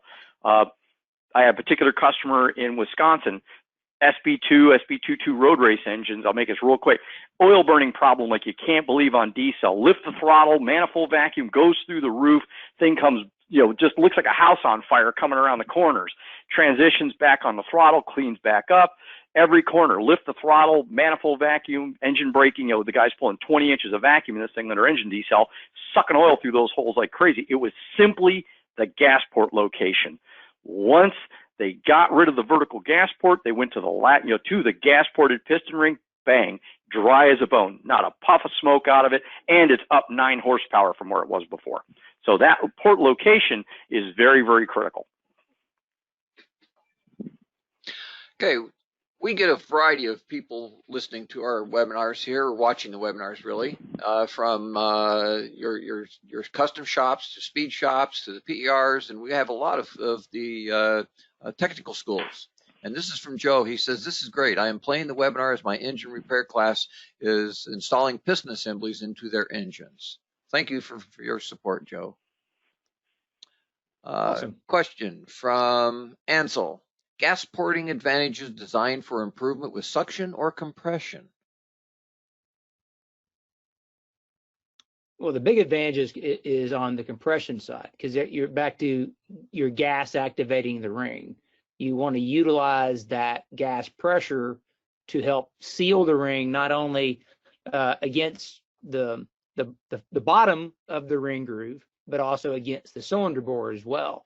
So that's where you're going to get the advantage of utilizing that gas pressure. Is ring jujitsu, essentially, as opposed to fighting the gas pressure with tension on the ring. You're actually supplanting it, and that's one of the nice things about it, the thinner ring, is now you put more load behind it by doing that. Now back to what Keith was saying before, is if you can eliminate any other leak path around there, and having, say, a diamond finish ring where that smoothness, because the piston guys do a great job now with how smooth they can cut that ring groove and how flat that ring groove can be. And when you have a very smooth, flat ring, now you can create that very good seal on the bottom of the ring, so that on the intake stroke, it's boom, they're right there together. It's sealed up tightly. It's very good. And again, that's one nice thing about having a gas port in the ring versus a gas port, a lateral gas port in the piston, is that the gas ports in the ring are typically much smaller. There's more of them and they're smaller, which then that allows the surface tension of the motor oil to be the gasket. You see, that's the kind of the thing that I love about oil in this whole ring seal soup, is the oil is the gasket. None of us would put together an engine and bolt a cylinder head to a block and not put a gasket on it or an O-ring or anything. Just bolt it together and say, yeah, it'll be all right. It'll seal up. No, we know you have to have something in there to make up for the differential expansion and surface finish and loads and twisting, everything. The oil is what does that in between the ring and the piston itself and the cylinder wall. So that's one nice thing about the gas ported piston ring, is that those smaller slots, having more of them, allows the oil to be that gasket, which improves the seal on both directions. Keith, you might want to add more. I don't know. Yeah, no, exactly what you just said. What is lost sometimes or not considered is all of these surfaces are a fluid seal. They seal on the oil. How much lubricant we can get in the oil, into the ring groove is critical in keeping the part sealed, lubricated, cooled. The oil is, a mechanism to get heat out. So with the gas port, not only are we sealing better on the power stroke and the compression strokes, but back to the gas port, if you think about trying to make a vacuum in a bottle, you can't have a hole in the bottom of it. It's got to be able to evacuate the gases out of it. And once we've eliminated the gases, we can then pull negative. But if there's a hole in the bottom, we create a free-flowing pathway, and we can never do that. And that's the same thing with the ring. So if we miss or get things wrong, you create that free-flowing pathway around the ring, and it's just going to find anything it can and suck it through there, which is typically going to be oil. So keeping those volumes, that the volume of area and the fluid seal balanced or correct, it eliminates those issues. So you don't get the fluid loss. You improve ring seal. Hopefully that answers that. Okay, Nick is asking, what is your lead time on custom piston ring orders? Generally speaking, it depends on what it is. It's really, again, application specific. Most stuff is usually a day or two. We have a massive amount of inventory out there. I think last time we looked at, I'm guessing here, folks, I think it's 52,000 open stock part numbers that we keep on the shelves. So as far as, mixing and matching and putting things together, one of the things I like to say is we sell piston rings, we don't sell boxes. Meaning, if you don't see a catalog set of rings the way you want it, I've had customers that have had to go to other manufacturers and buy, 3 different boxes of piston rings to put together what they want. We don't do that. We have boxed set popular ring sets, but we can mix and match just about anything you want, any way you want. And there's no penalty to that. It doesn't cost any more. It's the same, it's the same dollars. You can still buy through your favorite warehouse. You can call us. We'll create what's called a quote number, give you that quote number. You give it to your favorite distributor, your warehouse, your engine guy, and let them order it. And that way they're mixed and matched up the way you want it to be, the oil ring tensions you want. The second ring's the way you want. You want a taper face, you want a Napier, you want flat, you want gapless, just an almost, unimaginable mix or blend. Now, if it's something that's never been made, it's not done, it's got to be literally poured from nothing. It can take a month, sometimes 2 or 3, depending on the materials. Different materials come from different places around the world. In this COVID environment that we're dealing with, I have materials that I have to get out of Eastern Asia that simply aren't produced in this country. As far as the raw metals, I'm still waiting on that stuff. It's been a couple of months, due in any day. But we have to have something to make the part out of. We're not a foundry. We source raw materials around the world. And some of these, some of this stuff is very exclusive to very specific foundries. So, typically 1 or 2 days is it, but it can be lead times as much as about 90 days on we'll say on something that's never been done, but typically much quicker than that. Okay, this one's from Bobby, and it's going to be a little bit lengthy here, so bear with me on it. We have had a couple of smaller import. Oh, I'm sorry. Start over here with Bobby. We've been using total seal piston rings for over 20 years, and we have had custom manufactured, customer modified piston rings to Gapless rings for our diesel farm equipment many times. We have a lot of success stories, cleaner engine oil, fewer engine rebuilds with the total seal piston rings. We have our own farm equipment machine shop and do all of our own engine rebuilds and machining.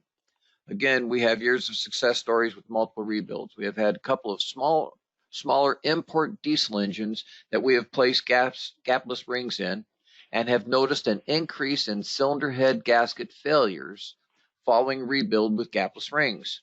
We have upgraded our cylinder head studs, nuts, and that did not make any changes. Our option for import diesel cylinder head gaskets are limited to the diesel engine manufactured head gasket. We took one engine that we experienced 3 gasket failures and placed new liners and OEM rings back in and noticed no head gasket failure. What, if anything, can we do to to minimize the head gasket failures in farm diesel engines with gapless rings? Again, we have only experienced this with 2 and 3 cylinder import diesel farm engines. You know, that is a complex question to answer. I would right off the bat implore them to reach out to me, either on our toll-free, the 800-874-2753 number, or reach out to my email. It's Keith, it's Keith, the letter J, Keith J at totalseal.com.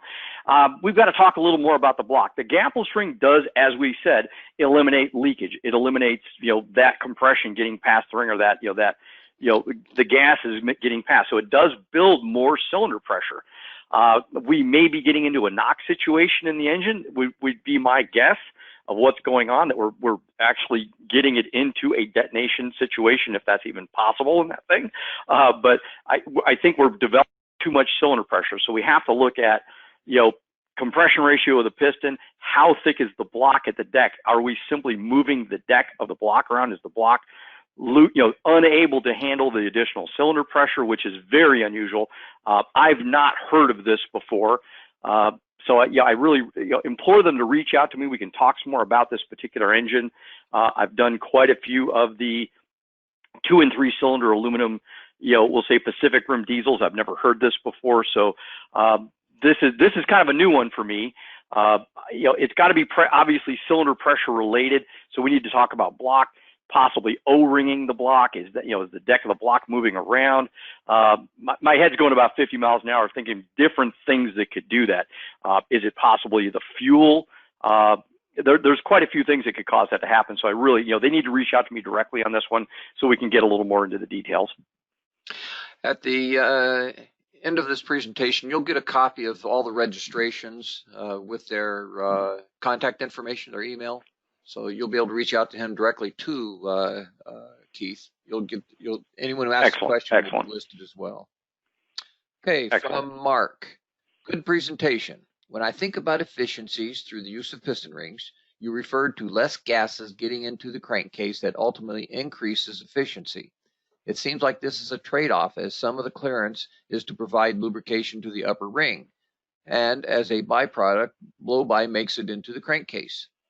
Does a tighter clearance reduce the lubrication and therefore limit the life of both the ring and the block or honing? If not, why? No, it doesn't. So you got to remember a ring package, a typical 3-ring package. The top ring, its job is 100% compression sealing. That's what it does. The second ring's job is about 20% sealing, 80% fine oil control. And then we talked about the profilometer, talked about bore finish, things like that.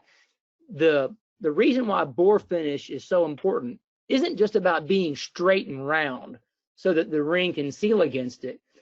Cylinder finish is also about those valleys. And so I'm gonna, if you guys can see on the screen here, I'm going to do my little drawing here. Of course, I missed it by a little bit. If you take that little, where the ring meets the cylinder wall, right? And let's say we'll blow that up. And if we look at it, magnified, right? Really and that's a terrible drawing. Sorry about my drawing skills stinking here. If we look at that face of the ring contacting the cylinder wall, it's not contacting a smooth surface. There's peaks and valleys on that cylinder wall. Those valleys are what hold the oil.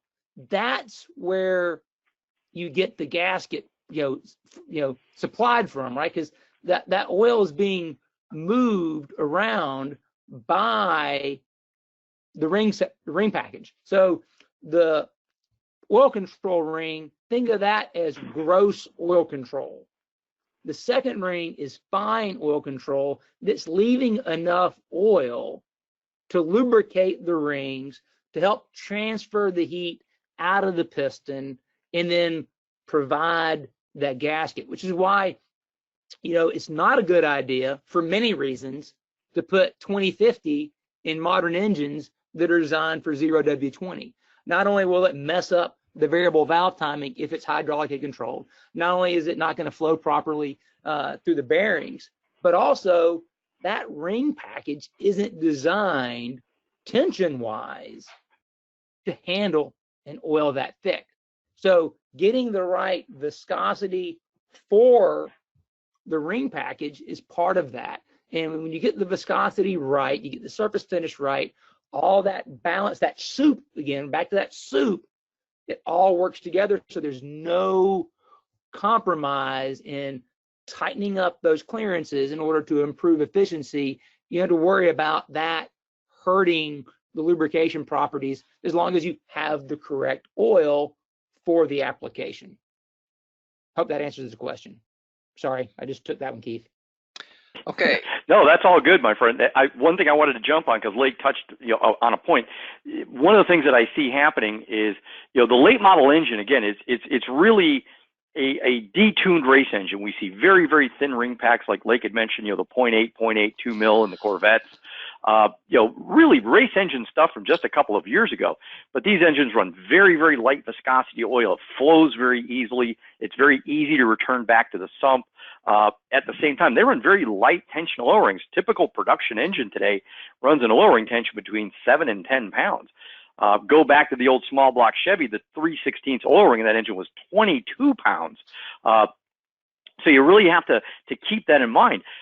You take that modern ring package in that late model engine, and we put an aftermarket piston in with big piston to wall clearances and a lot of rock over, and then we throw 1550 on top of it, but yet we're still using that little thin factory ring pack. And guess what? That little thin ring pack has a real hard time dealing with that heavy oil, those big piston to wall clearances, a lot of rock, a lot of motion. So again, that whole soup, and I love a good gumbo, it's all got to be right. It's got to be the right mix for the application. So it's real important to ask questions. Just don't take what's handed to you in a kit and say, oh, this is what I need. You have to ask questions. You got to, is that the right thing for what I'm doing? All right, next question from James. How fast does a ring turn in the bore, and what causes it to turn? Well, that really depends upon. Go ahead. Yeah, no, go ahead, Like. I was going to say it's the crosshatch angle that creates the rotation of the ring. And how fast it turns depends upon the speed of the engine and the crosshatch angle. What that actually is in feet per minute or whatever, I actually don't know. Keith, do you have any idea about that? Or I'm sure you. Like you just said, it depends on speed, piston speeds, where it's at, how long it stays at a given RPM. As a general rule, and again, Lake knows I'm big on the air quotes. As a general rule, with a 45-degree crosshatch angle, and for those out there, that's the included angle. If you're measuring off the deck of a block, of course, it's half that number. As a general rule, it's accepted they turn at about 7 RPM at a typical mean operating RPM, 1800, 2000, 2500, your typical cruise RPMs. That's what is considered typical. Okay, Andy is wondering, why aren't OEM manufacturers of DI engines like the Camaro and the Image not using second gapless rings? Well, for one reason, they're patented.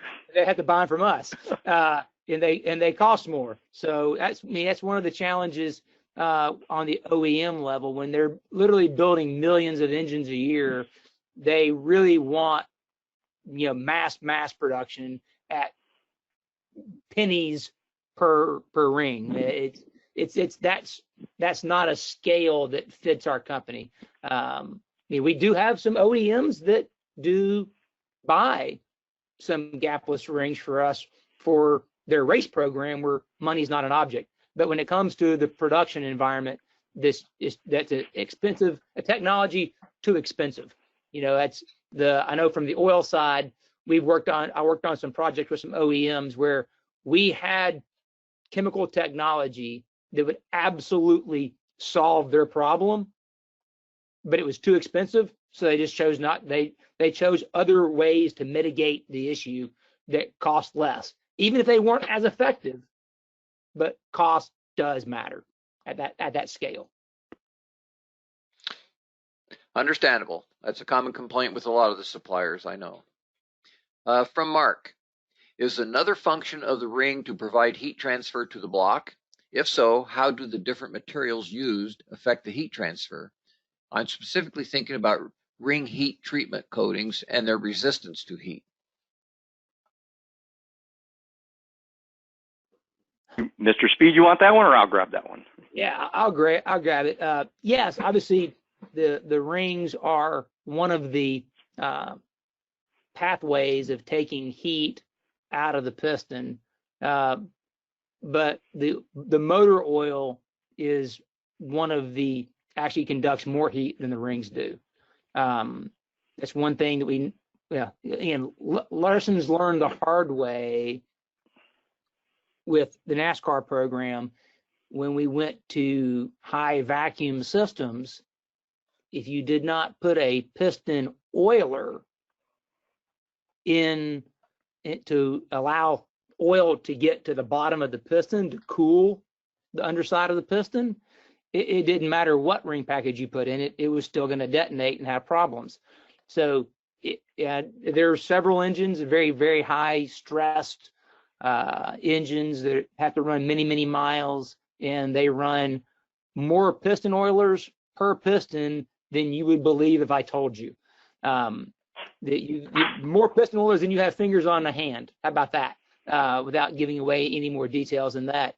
So it's really, the oil is critical. Not saying that you don't need to think about what ring material it is and things like that, but really the oil matters more. If you're really concerned about pulling heat from the piston, look at the oil you're using and how you're getting oil to cool the piston before you start worrying about the ring material and the size of the ring and how much heat is moving through the ring. Your oil is the better place to look first. To jump in on that with Lake, there's some pretty good tribology studies out there. Lake and I both kind of get into that stuff and read them. I'll be honest with you, I don't know if it's up on our website or on our YouTube page, but there are some pretty good studies out there that talk about the amount of heats that go through the ring land, through the piston skirt, through the oil, and some of the numbers I've seen some studies that say as much as 80% of the heat goes out through the piston and ring package. I don't know that number is correct, not correct. It seems a little high to me. That's a whole nother topic of conversation. But I think one of the questions that was being asked is about thermal barrier coatings. And there are two kind of schools of thought there. There's people that think about, well, we need a coating on it to reject the heat, to keep the heat out of the piston, out of the ring, out of the oil, get that heat reflected back into the combustion chamber, get it out the exhaust side of the engine, et cetera, get that heat up into the cylinder head. Myself personally, I don't go that way. I think we need to get the heat distributed as much as possible back into, the head, into the water, into the rings, into the wall, into the oil. We need to get the heat out as much as we can.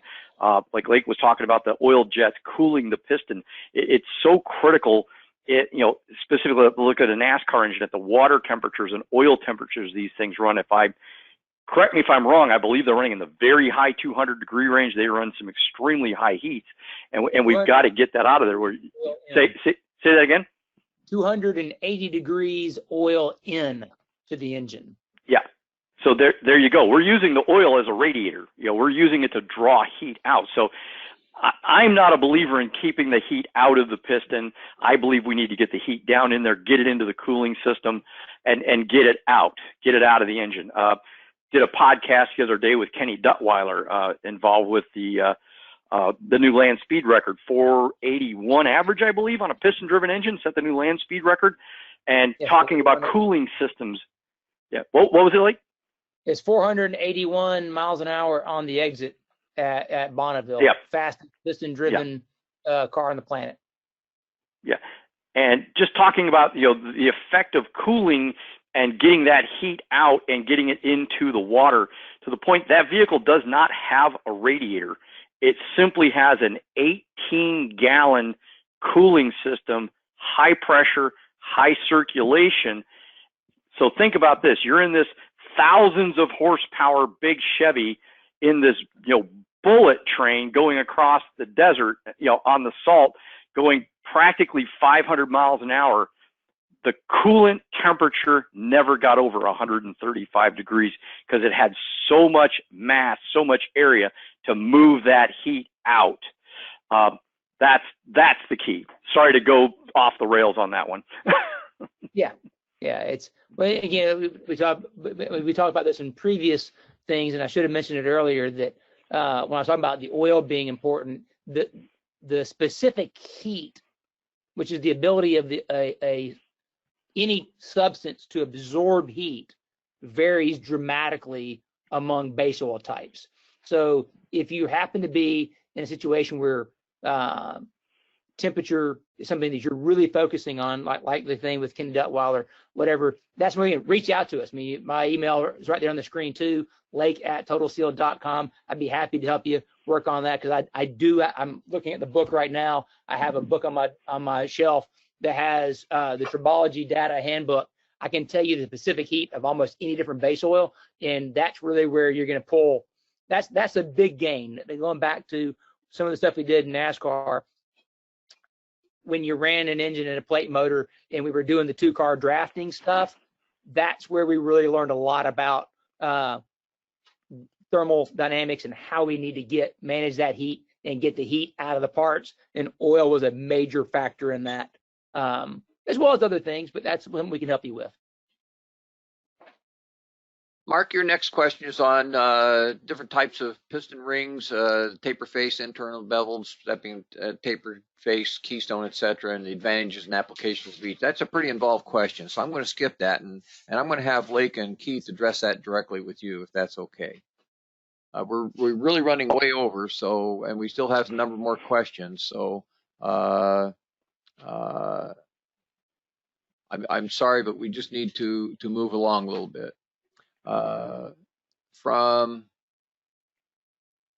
Andy, will this webinar be available after YouTube maybe? We don't put it on YouTube, Andy. It is posted through our website. You will also get a link on the recording, so you'll be able to watch that 24/7 whenever you want to. Nick is asking, oops, went too far. How are you doing DLC coatings on the rings? Wouldn't that prevent them from sealing? No. Well, we do DLC coating. I mean, go ahead, Keith. Yeah, we do DLC all the time. Yeah. Okay.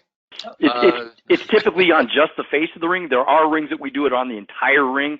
DLC really helps to prevent a phenomenon known as micro welding in the grooves. When you run extremely tight ring-to-ring groove clearance, and some of these teams are running 2/10, 3/10 clearance, the DLC helps to prevent any kind of a micro welding issue. This is where the piston literally melts in the groove and sticks onto the ring. There are places that we do that, and again, through proper bore finish techniques, proper break-in oils, no, it's not really an issue. Again, we come back to it's not on most general things because it's an expensive coating. It's a cost thing. Okay, from Bill, a little bit different direction. As in camshafts, too much can be a good thing in late model gas or diesel engines. Is there a case for case-ported top and gapless second for crate engineered street engines with power adders sold with a warranty and still expected to last 60,000 miles? I think I know what the question is. That, okay, you've got a crate motor and you're putting, say, a supercharger on it. Adding a gas ported top ring, kind of swapping the top on a boosted engine where the base engine is a factory type short block that normally wouldn't have gas ports, is definitely a good thing, because as you are increasing that cylinder pressure, you need to make sure that you're able to get the gas pressure behind the ring in order to increase the ring seal.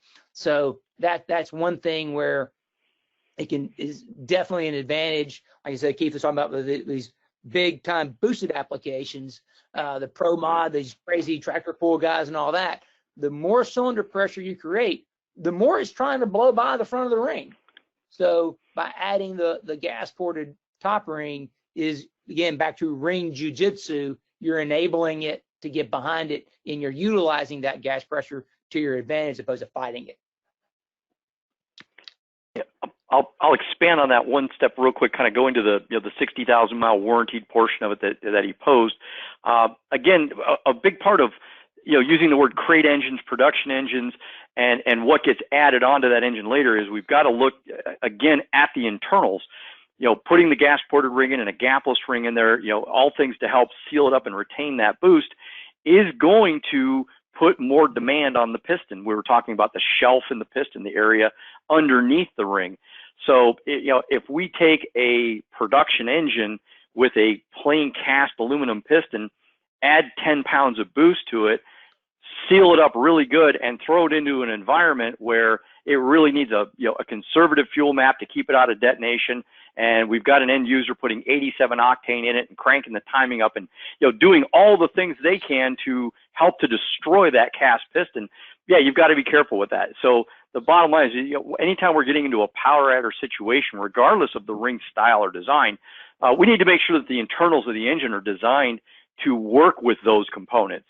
A common thing today is for these guys to go buy 5.3, GM, old pickup truck engines and throw 25 pounds of boost on them. Well, they get to do that, but they only get to do it a couple of times because the powdered metal rods return to their natural state of powdered metal fairly quickly. The internals just aren't designed to handle that. So it's really a matter of making sure the internal components of that engine are adequate for what it is you're looking for a power output. Okay, Osvaldo from Argentina. Do you have dealers in Argentina? We're working on it. Would that be the correct answer, Lake? Yeah, that's correct. We're working on it. Yeah, we're working on it. Okay, stay tuned, Osvaldo. You'll hear from him. Yep. Hey, aloha. Is there such a thing as too much seal, such as gas ported top and zero gap second, for example? I believe we answered that question, didn't we? Yeah, that would be too much seal. It's about you have to manage it. One thing people worry about is, like I said, you get so much ring seal, like he was mentioning, that you can overwork the piston. The piston, the piston and the ring have to work hand in hand. It's just like any system, they work together. And if one's overly stressed, then compared to the other one, then it's not in balance. You need that harmony. And that's what you're striving for is the piston and the ring and the oil working in harmony. If you have a really great piston and a really great ring, creating really great seal, and you use really crappy oil and you don't change it very often, you're not going to be very satisfied with the life that you get out of those parts, because they still they're both lubricated parts. So it's to get the most out of anything, you need that synergy. And again, we're happy to help with that. That's one thing why we put the emails up there, is that if you have a specific application, we can help you create that soup to suit that application. In order, because it's, gumbo's great. Italian wedding soup is very different, but they're both soups, essentially. But they're very different in terms of what their taste is and who they appeal to. So it's about getting that recipe right for the application. Jake is asking. And I'll just jump up and say, yeah, I like both, and I want to touch on one thing real quick. Well, Lake just said, one thing to keep in mind is we're one of these companies, we want to see your parts. We want to talk to you. If you've had something that's gone, left of center, you're not quite sure, we want to see it. So not to say we're tainted in any way, but, we see that 1 in 10,000 worst case scenario. So, we're always thinking of the worst case scenario. What's the craziest thing this person can do to this thing? So we always kind of have that in the back of the mind when we're looking at things in different combinations. Fair enough. Jake would like us to go back to ring rotation and crosshatch angle, and is asking, is there a formula or a calculation for the ideal crosshatch angle based on piston speed? Yes, there are, but it's theoretical. So we have to look at environment, fuels, angles. We have to look at what it is you're doing. So that's one of those questions I think would be best. We can answer you directly, because we need to know what the environment is, what you're doing. Stroke comes into it. Big bore, short stroke, big RPM versus low RPM, long stroke. These things affect it. So it's one of those questions that's a little too involved for this format right now. We'll address that directly. Super. Okay, from Daniel. If doing a rebuild on an older engine where there isn't motivated to spend a lot of money on custom pistons, can anything be done to improve or reduce the friction of the rings, even though they are thick? This would be for OEM street reliability. Keith, thinking spacers? I was just going to say, but no, we have a ring line we call our Advantage Series, and this comes out of racing, but it is very popular street-wise as well. And the answer to this is yes. We can take that older piston. We'll produce a spacer to go in the ring groove. They're low cost. They're a couple of bucks a piece. That will take that older ring groove size and bring it down to a modern size. Commonly, one of the most popular sizes for a stock piston, OE pistons, 5/64s, 5/64s, 3/16. Well, we'll take that ring combination, put a 30,000 thick spacer in it, and bring it down to the modern 1.2 millimeter ring, which is significantly lower tension, and at the same time knock some of that oil ring tension out. We talked about that 3/16 oil ring being around a standard tension 3/16 oil ring is typically 20 to 25 pounds. And just to quickly touch, you have to be very careful using the word standard, because the standard applies to the size of the ring, not the tension it makes. Standard 3/16 is around 20 pounds. A standard 3 millimeter is around 10 pounds. So you have to be careful when you're using those words standard tension, because it has very different meanings depending on the size of the part. But back to what we're talking about, putting thinner rings, and we can lighten the oil ring up, and that will significantly reduce the friction for not a lot of money. And that can be done into just about any ring size, down into the 1.5, 1/16, all the way up into the big, 3/32 and 8. We can make spacers that will bring you into a thinner modern ring size. Excellent. Lake, I'd sent you copies of some questions. There's 6 questions on that Doug from the Alberta Clipper sent. Did you want to try to address those, or did you want to try to, due to the time, did you want to get back to Doug directly? We'll get back to Doug on those specifically. One of the questions was just about the spacers. Yeah, that was one of the questions that Keith just mentioned, and some of the Gapless stuff was also on those questions. But I'll go back and review through Doug's questions again and go back to that. I'm sorry we had so many questions, we more than we anticipated, which is a great thing. So right, absolutely. Well, it's been I'm overwhelmed. That's all I can say. Okay, I'm going to take the presentation back, guys. Okay. And as you do that, one thing I just want to kind of throw out there to everybody. One, we appreciate everyone staying as long as they did. I can kind of see the count of how many people have been real soldiers and stayed through to the end. We appreciate your attendance and know that what we're talking about here very much is generalities, right? To really get things fine-tuned, we have to know the details, and it is going to be application specific. But hopefully these general thoughts and conversations, spark them thought and, give you some idea of the scope of what is available. Because that's really what we want to try to do is to spark that thought. And if something did strike your fancy, contact one of us and we can help you try to get it detailed into your application. Great. Okay, I want to thank you, Lake and Keith. You certainly lived up to our expectations, and you've left me, at least, with a lot of new knowledge about piston rings. Again, this session has been recorded, and you'll automatically receive a link to it. The file is too large to email and is viewed online through GoToWebinar. You should receive this link no later than Friday, September the 18th. Our next webinar is going to be October 21st, and it will be presented by Rottler Manufacturing. Stay tuned for their exact topic, and you know it will be a great one. Please send your feedback to good or bad to Joe Polich at peri.org. If you have any suggestions for future webinars, please send them as well. Now is the time to get that information to us, folks, because we will be setting the 2021 schedule real quick here. Any closing comments, Lake or Keith? Well, thank you. Thank you for allowing us to do this. I hope that the time people spent today, it was viewed as valuable. We appreciate the opportunity. Yeah, and everything like just said, I want to thank everybody for taking the time out of your day. I know we went long. These are, as Lake just said, these can be some fairly involved, complex questions. So, reach out to us directly so we can give you specific answers. And hopefully this inspires some thought and kind of makes us all go, I never really thought about that. We all kind of just take rings for granted to some respects, and which we don't, of course. So maybe we inspire some thoughts, and give us a call, with what you'd like to have, the crazy ideas that you have, because this working together is what drives this industry and keeps us moving forward. You think about what we make today.